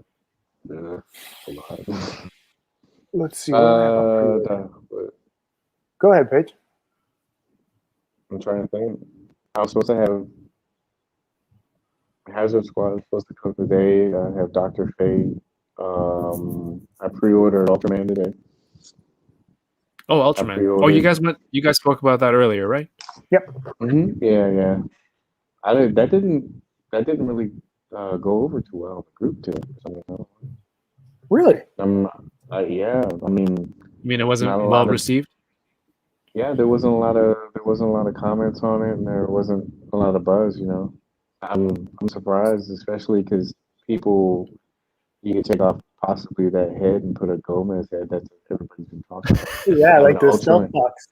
Yeah. Wasn't there like a box art in the past where it Mhm. was a Gomez head on the Ultraman body? Yeah, I think it's on the Something like that, yeah. Skullcrops Gomez lunch pail, I think it is. Right. And so, yeah, I'm surprised. Like people Watch weren't them like, include it yeah, as an extra, like a silver Yeah. Gomez head. That'd That'd be be funny. crazy. they've been doing that lately. It's funny, man. But yeah, I did that, and then I did the Godzilla 5 point stuff I would have 2 loved to weeks get prior. that. Yeah, and then a lot of Mezco stuff. They seem like they've just been putting out a bunch of. I did the Superman box set. I guess what the week prior to that. Oh, the 5 points? Yeah, they just been like every week. Oh, they've been killing wallets, man. Yeah. And then I of say this course all the the time. 27th. Log into your Mezco account and then look at your recent orders. Dude, it's been bad. Yeah. It's been I I don't even know what the word is. Devastating. Yeah. What do I have on pre-order? Yeah, what do you have? I have the Super 7 SpongeBob's that I have on pre-order. I'm gonna get them soon. Then I got I did Conan. I want him. Mezco Change my mind. Yeah. or Super Ultimates? No, the Mezco. I didn't like the Ultimates Conan. So yeah, I got Conan, Leatherface. These are all Mezco that I have on pre-order, and the only reason is because they're always more difficult to get. Most of the time, I can get my toys relatively easily in other places. So yeah, so Leatherface, Conan. I recently got Wolverine, Constantine. Nice. Today's Ultraman, and Batman '89. I think that's about it. How long has it been since Batman 89 went up? Paige? January. Oh yeah, it was wild. But the thing 2020. is, like, yeah, January we 2020. talked about, yeah, around that. I think we talked about this before. I think a lot of people like they get that part of like Mezco, like they'll preview it, and people kind of backtrack and go, "Oh yeah, it was shown 3 years ago." It's like no, Yeah. and then I don't think a lot of people listen to kind of the update with that too. How Mez was talking about because it's on a seamless body. Right. And so Mez said that they were trying to make sure that the material that they're using over that skeleton that they're using actually holds up. Is that they were doing testing on it before and it didn't work out too well. And what was the part about the sideshow stuff, Jason? When we were talking about that, you remember the sideshow stuff? How he said like sideshow, the material that. Well, he was saying that the sideshow material, it was a lot easier to get on a 1/6 figure than a 1/12 figure. Yeah. So Right. basically, sideshow would take a little less time to figure out, because they had, more operating space. Yeah, and so because that it's an iconic character, and of course people they're gonna want it, and then you're taking a big leap of faith by putting it on this new, I guess, design. Like it's seamless. It's not like the armor plating or the plastic that, well, I guess silicone, like the plastic molding that they usually use for figures. So Yeah. iconic character, new process, and you're going to be giving it out. And I think that they just don't want it to turn into like another John Wick fiasco. They want it to, well, you want to be successful because you know how most of the community is when a Mezco product comes out, it's automatically let's find flaws with it. And so you want to get your best offering out there. And if anything is even wrong with that figure, they're just going to light it up and they're going to trash it. So I think they're just Absolutely. trying to take their time to actually give a very good offering. Because can you imagine that you took it out and then a year later, oh, this silicone's rubbing off because I don't wash my hands after eating Doritos and I've been posing it the whole time and now the silicone's breaking and it's Mezco's fault. And at the 89 same- Batman is like a treasured Batman for me. So as long as they make it perfect, just take your time. Get it right. Precisely, and that's the right attitude to have, in my opinion. And that's the interesting thing is that they, like he said in the interview, they sold a shit ton of those. Yep. Yeah. So if they fuck up, they're pissing off a lot of people. Mm-hmm. So right now, what they need to do is take the time.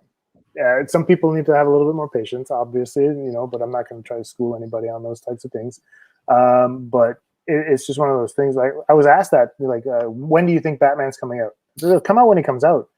If the money's already spent, who cares when it comes? Yeah. You know what I mean? I don't need him on my shelf right now. It'll eventually be okay. Yeah, it came out in '89. I can wait a little bit longer. Fair enough. We have a bunch of questions, guys. Do you want the questions? Yeah, I forgot you had you took some IG questions. Yeah. What are some questions that stand out to you or you want to address? Well, we'll go through them one by one. The first one is, how are you? I'm well. Okay. Well. Paige, you doing all right? Well, Yeah, this was from Thanks for that great question. How are you? Thank you. Second question appreciate was it. Thank Camera you. Trigger Picks, who said, why is Paige so sensitive? Who said that? Who said that? Camera I'm gonna- Trigger Picks. I have no idea. Someone named Eddie, I think. Got it. Does he expect an answer or? Am I sensitive? No, not at all. Not in the least. I don't think you're sensitive. No, I don't. J. Not at Cruz 1610. How long does it one shot usually take? Setup, edit, and all that stuff. It can vary between 2 hours to my longest shot. The one 18 hours was the longest I spent the shot. 18 hours? Not straight, but I mean, if I put it together, yes, 18 hours. What shot was it? Plasti It's has a shot that I don't like, so I'm not talking about it. Oh my goodness. This is a good 18 hours. question. What are your top characters you want Mezco to make? Beetlejuice. How many can I do? Can I do 5? Top five. Beetlejuice. I'm gonna cut you off at 5. Top 5. Luke Cage. Oh, Dick nice. Tracy. Yes. Mm-hmm. Yeah. I had a bunch too. I'd like Jack from Titanic. I want him to come with a door. I love that it seemed like you had a lot and then you stalled after 2. Yeah, because they started going into other things. I had one earlier while we were talking about it. I can't remember for the life of me. Maybe something like Lord of the Rings. Really? Okay. I think they would the armor that they would be able to do that would make it look pretty cool. I don't know about the face sculpts. To me, like Mezco movie faces, or like they're not as great as like a generic comic face that they do. Right, yeah. I feel like they don't really nail the actor likeness sometimes. All right, we had Geek Nerd Collector who said, if you had the chance to ask Mez for one figure you can't say no, which one would it be? So that's pretty much what we just answered right now. Paige had that chance. Did I? Did I have that chance? That's pretty funny. Yeah. So mine's definitely Beetlejuice. I just imagine the accessories that he could come with, all the heads that he could come with. And there's one thing that I had talked about when we were talking about on the Hangout, where the peg underneath could be that small head at the end of the movie. You know what I mean? And you just pop the regular Beetlejuice head, you pop that off, and you have the small. That's head funny. That would be really good. What's the next Gomez style you'd love to see release, and what is your current favorite one? Mine's Lone Roach. What would I like to see next? I don't know. What'd you guys like to see next? Watchmen. Good call, Trevor. I've seen a bunch of people say, I have 2 actually. I've been thinking this 2 thing, right? A Western one, kind of. Western. Like oh yeah, that would be sick. I do Yeah. enjoy that kind of motif. A Western. Yeah, Would he have a think cowboy hat? Yeah, I think it would play their style. Like they could do something kind of like they did with I don't know, the Logan, where he had that cowboy hat, but he could also have like kind of like that Cad Bane hat. That would work too. You punch holes in there, little antennas can stick out of there. And then also, I'd love for them to do. Jason and I talked about this before, like a Back to the Future. They teased it in that promo image where he was on a hoverboard. They've had a hiatus. Yeah, but to me, that's James Dean, man. Yeah, that's Roach without a cause, man. Yeah, Cool. I call it the Back to the Future one just because it's a hoverboard and Marty was on it. You know, it's kind of like a style, but I get to change things up. But I'd like to see those two. That would be kind of cool. I'm surprised you didn't say the space suit outfits because it's in the comics. Well, I want the space pink skulls. That's a no-brainer. Yeah. Oh yeah, there were the pink skulls. Yeah. A Robin would be cool, but if I had one wish, I wouldn't ask for a Robin just for the sake of being hilarious and putting Mez through the whole process of it. See, Josh asks, how much butter is too much butter? Ooh. Is that just for me? He's like, ooh. I don't think that's... In what? What am I? I guess he's not really live that I can ask a follow-up. He's not there yet? Okay. No. I thought he's left. All right, so yeah, I don't know. Someone asked me if I ever do work with Barbies. I talked about that a little bit earlier. Some person asked if we were single. Single? No. No. If you were single? Yeah. When your girl walks in the back all the time, like practically every episode, we've seen her go like in the background. Paige sent me a question of like, why is Paige so sensitive? So he asked that about himself. So it's very meta. Figure that you're eager to shoot. You guys, is there a figure in your collection that you're gravitating towards for your next shot? Oh my gosh. You want to go first, Paige? You have one? Yeah, for next shot, Hazard Squad Commander when it comes. Both of them. And then I am really looking forward to Conan. Nice. Really looking forward to it. It looks really good. I'm a huge fan of his head art. I love the fact that they collaborated, I guess, with his daughters and they got their license and they're able to put it out. And now I'm hoping, because it seems like those figures are harder to find. Like you could see people looking like everybody at Conan, my order got canceled. So there seems to be like a big draw to it. And then they're following up with Death Dealer. I'm hoping that they kind of maybe take a little bit more, refine that body, maybe do like Red Sonja or something else. But I'm really looking forward to that line. Very cool. Ooh, Marcus, you reminded me of something. A figure that I would want Mezco to make: Scarlet Spider. Okay, yeah, that makes sense. The ripped hoodie, blue hoodie, and the pouches. Yeah, I would like to see a soft goods looking version of that. Miles too. I would love to see an updated Miles. That'd be great. And what was this question? I already forgot the current question. A figure you're eager to shoot. Oh, I've been watching a lot of Power Rangers, and I've, as a result, been buying a lot of them as well. Do you guys watch Power Rangers or like Power Rangers? I haven't watched it, but I started reading the comic. Yeah, so, and the comics too. I've been following all those series. So whenever I'm watching, I'm trying to lock in my head these poses, how ridiculous they are. And as I'm watching it, I'm just like, they morph, and then the whole team stands together for a pose, and there's an explosion in the background, and then like the Yellow Ranger has a yellow explosion. And we were talking the other day while we were watching, it's like, how can you execute that in a shot, right? You'd have to have like 5 colors of powder, and then have the 5. Is it Black Series who does that shot where he like shoots the air into this powder, exactly. and then he hits the burst shot. I'm like, I got it. So I'm really, really excited to do more Power Rangers stuff, and definitely Shang-Chi when I get it. Very so cool. That's kind of the stuff. Which one am I eager to shoot? The next shot I'm going to be working on is mostly going to be an Old Man Popeye shot. It's a head sculpt that I got from Mickey over in Germany. He painted it for me and all that stuff, and so I really wanted to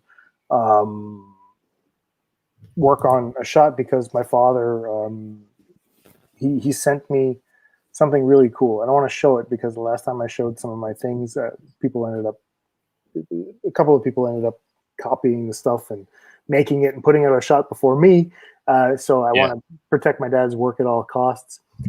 But yeah, so it's going to be Old Man Popeye in an environment that he is not necessarily normally in. So I'm going to be working on that next. Sounds interesting. Looking forward to that.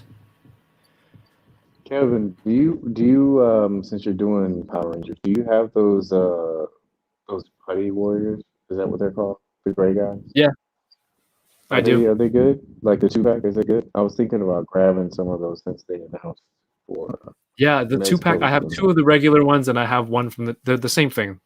And I have 4 total. So I But mean, they're good? yeah, they're posable. Some of them have swappable weapon hands, and the last shot I did, they're beating up putties too. I was trying to do like I was trying to see how many I can fit into a shot because like all of Darius is like crazy like Yeah, army building army big shots. shot. Yeah. It's so tough, man. But I could just add a lot in, and it would just seem very cluttered. So he does a great job of Mhm. that. But I also want to add more to hide some of the flight stands that I'm using. Yeah. It wasn't easy. So I've just been like turning. I've had the flight stands going up into that crotch Yeah, slot area of the the figure and then rotate it around so that the leg is it's not easy. And sometimes they're just spinning on the stand. Exactly, yeah. man. Yeah, it's tough. But 796 Studios makes those stands. That's what I'm using. And he recommended you can get these little rubber stoppers, I guess, that go on the top of the metal stand. It doesn't damage the plastic on your figure. Yeah. And I guess you can give it like you can kind of clamp down the joint to make it a tighter grip so it doesn't move Oh. around.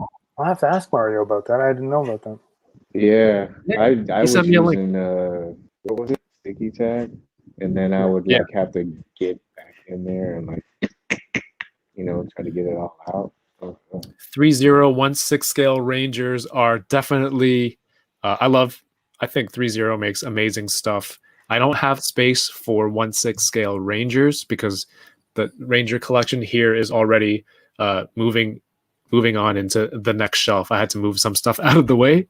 So as good as they look, I can't collect a team of 6 or even 7 16 scale Rangers, but they look great. 30 is awesome. Yeah, I'm Not trying to get free shit, but send I me was free trying shit. to I was trying to grab some of those, I think, before they released the Mezco. I was like, I don't know if they're gonna put out an enemy, so I was trying to figure out what I could actually get. So Do you see Mezco going beyond the main team for Power Rangers for Mighty Morphin? I don't know. I think it just depends on if It depends on how well the Green Ranger does. yeah, how they do. If they do another set, Yeah.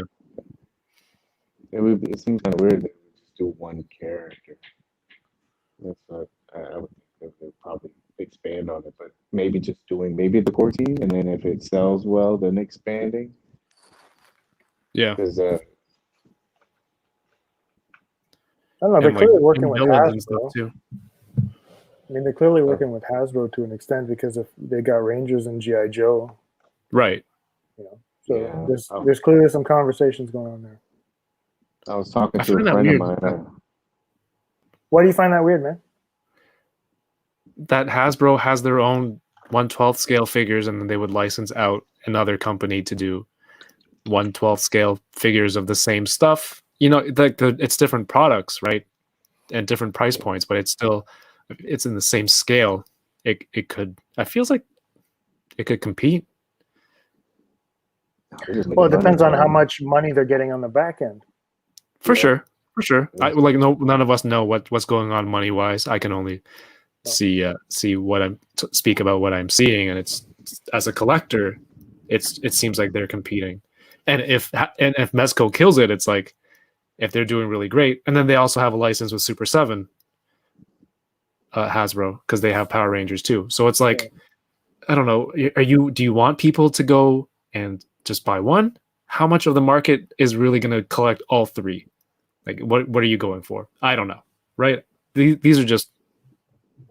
Unless does Hasbro own GI Joe? Does Hasbro own Power Rangers? Is that okay? Yeah, that's what I thought. They don't have to pay any licensing for that stuff like they would for Marvel or Star Wars. So, but they're getting money from Mezco. They're getting money from Super 7 to make those. And maybe they don't. That money there is worth it for them. that it's if it competes with their own market share of the 6-inch, they're still getting Yeah. money. Who knows?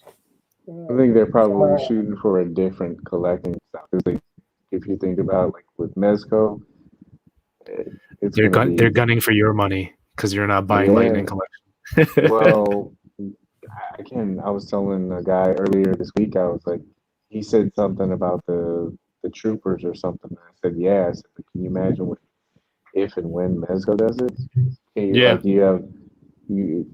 I mean, I was lucky and I was able to get some of these GI Joe Cobra troopers and a couple of the Vipers. But can you imagine at what $80 to $90 a pop? Your army's not going to be that big. I mean, that's going to be an expensive army. How many black skulls do you have? Don't underestimate the power of the people that enjoy GI Joe. Oh yeah, no, I know that Michael. But I mean, it's as far as like just your average collector. I mean, that's Definitely, but I don't think that Mezco is for the average collector. that's a very good point. Yeah, not in a Well, I not think in a bad way. One of the gripes with the Hasbro GI Joes is the guns, the arsenal that they come with, like they're Nerf guns. Kind of look like it, right? Yeah. So I don't know if that's still the case. I know previously it was, but if Mezco has a license to make GI Joes in the future, I mean, Mezco has all the guns, right? They could just package all those Punisher guns, reuse everything throw it in. They already have it molded. Throw it into a Cobra Trooper or something, and just release a set with everything. I think people would go for that. Destro looks great. You know what I mean? The Destro looked really, really good. Yeah, I have him on weapons the board. I too. forgot about that. Yeah, he had pretty unique weapons too. So I think that's the good thing about it. Like, I think they could put a little extra time and care in some of this stuff. That line in the Power Ranger line, I thought was a pretty good move because it fits their style. You know, I could see Mezco doing that the same way they got me with Wolverine, because I'm like, I don't need another Wolverine. I don't need another Tiger Stripe Wolverine. But that was because that was the first day when they showed just the picture. Right? Oh yeah. Mm-hmm. I'm like, I don't need this. Fast forward like 12 hours or something later, like, holy shit. 8 heads. Claws. These slash effects. Bought it. And a base. So if Sentinel something base. like that, they can knock it up. Yeah.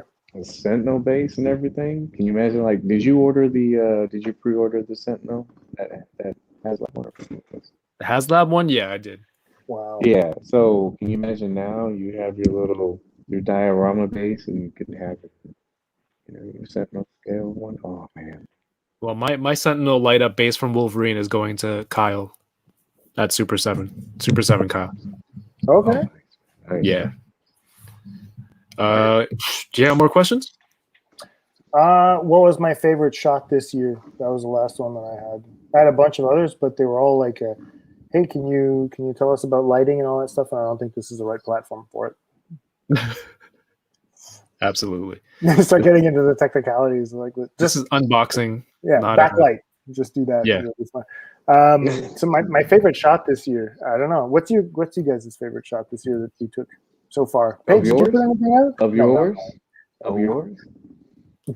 I don't think I've taken a shot this, except for box shots. Well, you can. Check. Did I even take that many shots this year? You know, I think this is a good time to, for artists. There's a couple of really good ones this year. I loved a bunch of these Nosferatu shots that I saw. I don't remember the artist specifically, but there was one.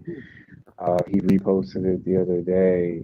It was on the carriage, like the 6-horse carriage, and then I loved Trevor's Nosferatu shot. But this one, that one, and the lights coming through, and there's a little bit of atmosphere. I loved that shot, and it's a really good shot. Let's see, Kev, I can't find a shot that you did here. That I did? Yeah. I don't think I took that many. I think I took one with it's Obi-Wan on the Death Star. You know when he's going through in the shadows and trying to sneak sneak towards turning off the tractor beam. Tractor beam. Yeah, I had a shot of 2 stormtroopers walking through a doorway, and in the shadows you can just kind of see Obi-Wan waiting for them to go by. Oh, I remember that. Yeah, I just can't find it. Oh, I found it. And it's not an incredible shot, but it's Obi-Wan is my favorite Star Wars character. So actually getting time to I like that. set it up, shoot my favorite That character, was one of the coolest scenes. That's my favorite shot for myself. It's not necessarily the best, but like from what's going on, that's my favorite one. Is it even this year? That was December. Oh, so close. Okay, that's it. That's why I haven't made it's it a there window. yet. It's a window. No, that's a good shot. And those are walls that I 3D printed. Oh, those aren't the. I don't have the any of those, GGB ones? and I've Those been meaning to get those so much. I have none. Space walls, they're so hard to find. What about you, Jason? My favorite shot of mine, I think I don't know. Let's go through. I want to see. There was. I like them I like all. this. There was a gun. He likes them all. All right. I mean, No. I think Link with the iPhone definitely was great for me anyway. I love that shot. This one? Yeah. And there's also the one with Wolverine and Deadpool. I really like that one too. That one's fun. It's so much fun, that one. That Wolverine one was there's some weird comments. Oh yeah. What were the real comments? Well, I mean, and I don't want to sound offensive or anything like that. It's just that some, what is this gay ass shit? And just like there's a lot of homophobic comments in my comments that I had to delete because for some reason, putting them out of the context, I don't know, threatened some people's masculinity for some reason. It's just a dude filing, this is something Deadpool would do in order to piss off Wolverine, and so Wolverine just letting him do it. Colossus also is perfectly in line with Deadpool. So it was just one of those things where I had to kind of erase a bunch of comments, and I even got like messages in my DMs. It's like, how dare you do shit like this? And I was like, what? Oh yeah, man, that was weird. That's what I don't get with people. Why go that far? Have they watched the Deadpool movie? Have they watched any of those movies or read the comics? Yeah, but it was a weird time for that one. But at the same time, I had a lot of fun making it. It was an off the cuff idea that I worked on, so it was really fun. Thanks, Dwayne. Yep. This one's gnarly, man. Some people thought, I had fun making that one too. I really liked it. The cape does all the work in the shot, though. That's what I think is fun. You know what I mean? Yeah. I was trying to. There's always like there was I wish I had the comic book with me, but there's a Batman comic book that I was trying to emulate for that. If ever I find it in my comic books, I'll show you. But it's the fact that the cape goes off the frame, like he's just jumping in and all that. I thought it was really, really fun to do that. I wanted to try to create a comic book cover looking, shot, and so that's what came from this one. It's fun, and that figure is so photogenic. That Batman, Dark Knight Returns is just so great, and I have to thank Anthony. Anthony sent that one to me. Anthony, I feel like it's better than the Mezco one. Well, I mean, I don't own the Mezco one, but I think this one's more comic accurate in my opinion. Yeah. Paige, sorry. I have the Mezco one. I bought it when I first bought it. Like I said, $65 back then. I thought, like, man, at that point, that was the most expensive action figure I bought. I think a Mezco. It's Dark Knight Batman for $65, but I'm just like, dude, it's like a hot toy shrunk down to 6-inch scale. You don't see the seams, and it was great for sure. But some of they've made advancements. Okay, on the positive side, Mezco has made advancements. Oh And yeah. you can always Well, look at a all toy company. companies. If they don't get any better, then at that point I can get why people bitch and complain. But if they're striving to do better, then there's a reason that there's diehard fans and people who appreciate the brand like that. So that's always cool. I had a Yeah, question in all the these comments. companies have, man. You notice that, like, just even like when they out there using wire cables and all these Mhm. companies, it's all good with competition between them all. You know, they're just Yeah, pushing each other to make figures better, and we it's a big market. reap the benefits. It's a lot of people, so you have to differentiate yourself. Who's gonna get? People only have a finite amount of money. One would Yeah. assume, and how are you going to be the company that they give that money to? Let's see. There's a question there that I wanted to answer. He says, DJ1138X, where is a good place to learn the practical effects you use? I actually started practicing this based on the tested videos with Sergeant Bananas. That's Okay. mostly where I got most of the stuff that I tried to do. He shows how he does snow, and he shows how he does rain. The rest of it after that is just trying a bunch of shit, camera settings and things like that work for you. But yeah, the tested videos were very, very, very informative. Were you a photographer before all the toy stuff? No, Did you? I worked a little bit in film here and there, but that was self-taught.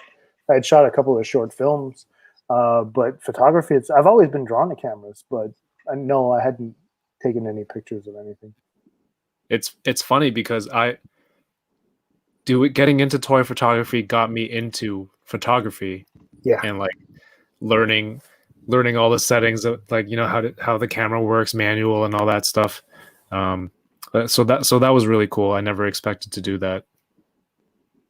No, it's something. It's a wonderful science in a sense to learn how to, it's essentially refracting light and and trying to make it work. And that's something that I want to try to do. I was on another podcast not too long ago with a woman who does sports photography, and then she asked me. She says, "Where do you see yourself? In the next year? Do you think that you can make a living after this?" And I was like, "Actually, I says I'd rather put the toys aside and do what you do.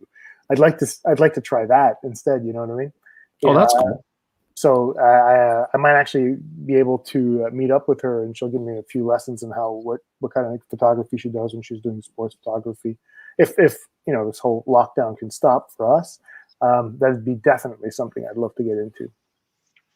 It's funny because I want to learn all the settings and how to do everything manually, and at a certain point I'm like, am I a manual settings snob? And then somebody said, it's like, why are people buying expensive cameras with all these great features only to shoot in manual? Like, why did you buy an expensive camera? And I'm like, that's a very good point. So when I'm setting up, especially like with kids running around, I'm just going right to auto. I'm just going to let the technology take care of those photos sometimes, because they're running around. I don't have time to shoot manual. Yeah, to me, it's a question of control. Right? Yeah. Automatic is not something that I never use automatic, and it's simply because I want to be able to control my exposure. I want to be able to control my, what kind of white balance I'm going to use. If I want to use it with white, or if I want to add a little bit of shade into it, then I need to take another picture and adjust that. Longer shutter. Yeah, stuff like that. It's all those things. And if you want to buy an expensive camera, then you're looking at potential like mirrorless cameras, full frame cameras, and also it's really, really funny because whenever I'm shooting and I want to shoot fast, I can only take a maximum amount of shot before my camera is just like, I can't take this anymore. It's just too much information. Whereas if I hear, like, when I think in the tested videos, I heard Johnny's camera, which is sounding like a machine gun. And I was like, well, that's something I'm paying for too. I want to be able to have complete, shots per second. Exactly. That's amazing. Yeah. Well, because the luxury with working with toys is you're fully in control of it, right? So you can shoot manual. The only thing is, that's why Johnny shoots however many frames per second. His book is called 10 frames per second. Now I get it. With all the smoke and flour and Precisely. atmosphere all blowing through, you have to filter through each one of those shots when you burst through it, and then be like, which one looks best with the dust, with the smoke settling or whatever, you know. I like that though. Like I color code everything, all my shots, you know. So it's one of those things. I'll go through my 60 or 70 shots after I'm done a session and all that. If I've changed angles, then I'll create new files and then I'll just color code everything according to Formula One, you know, because I'm a huge F1 fan, and so I'll have the purple is going to be the best, and green is going to be a good thing, and then red is no good. Awesome. That's quite a system, and then there's me on the other end of that spectrum. There's me who can't even remember red nose or black nose for Chip and Dale, and that's just two things. Fair enough. Well, you know what? That kind of brought us back full circle. I think this is that's absolutely right. There you go. A pretty good point to. You didn't even open it. No, I did. I put it back in. That's all. Oh, that's right. That's right. That's what I normally do. Is I put them back in. It's been a while. It's been a while, but yes, this is as perfect a time to end it, gentlemen. It's been a blast. I want to thank you for both of you for your time and opening your toys with me here. We had a great conversation yesterday, even for a systems check. So I was very excited to actually talk to you guys today as well, and have everyone be able to listen. Listen in on the conversation. Hope people had fun anyway, that's for sure. I hope so. We had a pretty good consistent viewership, I guess. Jason, where can people keep up with you? Instagram and TikTok mostly at Jason B. Michael. It's the same thing. I have a Facebook page that I very seldom update. I'm on Twitter as well, Jason B. Michael. You can follow me there. And make sure that you follow the toy page, because when we have our hangouts, that's where I'm going to be with him. Oh, yeah. I was getting to that. Oh, I know. Paige, what about you? Just the toy page. Yeah, we do the hangout, every Friday night? I've lost track of time. Friday nights at 7 o'clock. Usually put something on the toy page and say what we're going to be doing and what we're talk about. And oh my God, guys! All my stuff is focused. Sorry, Paige. My fiance just messaged me, which means she's watching. So that's crazy. But she says Chip is the black nose, looks like a chocolate chip. That's how I'll have it. You're gonna remember that like that? I guess she's right. That's the kind of thing that I need to these little devices that she helps me with remember things. So she helped me remember the proper spelling between dessert and desert. Dessert is 2 S's because you always want seconds. There you go. Okay. Keeper. But sorry, Keeper. Chocolate chip. It was an epiphanal moment. Thank you. Guys, please check out the toy page on Instagram. The hangout. You said move to Friday nights. Yeah, what were we doing, Jason? What were we doing? It's Friday. But there'll be an announcement. No.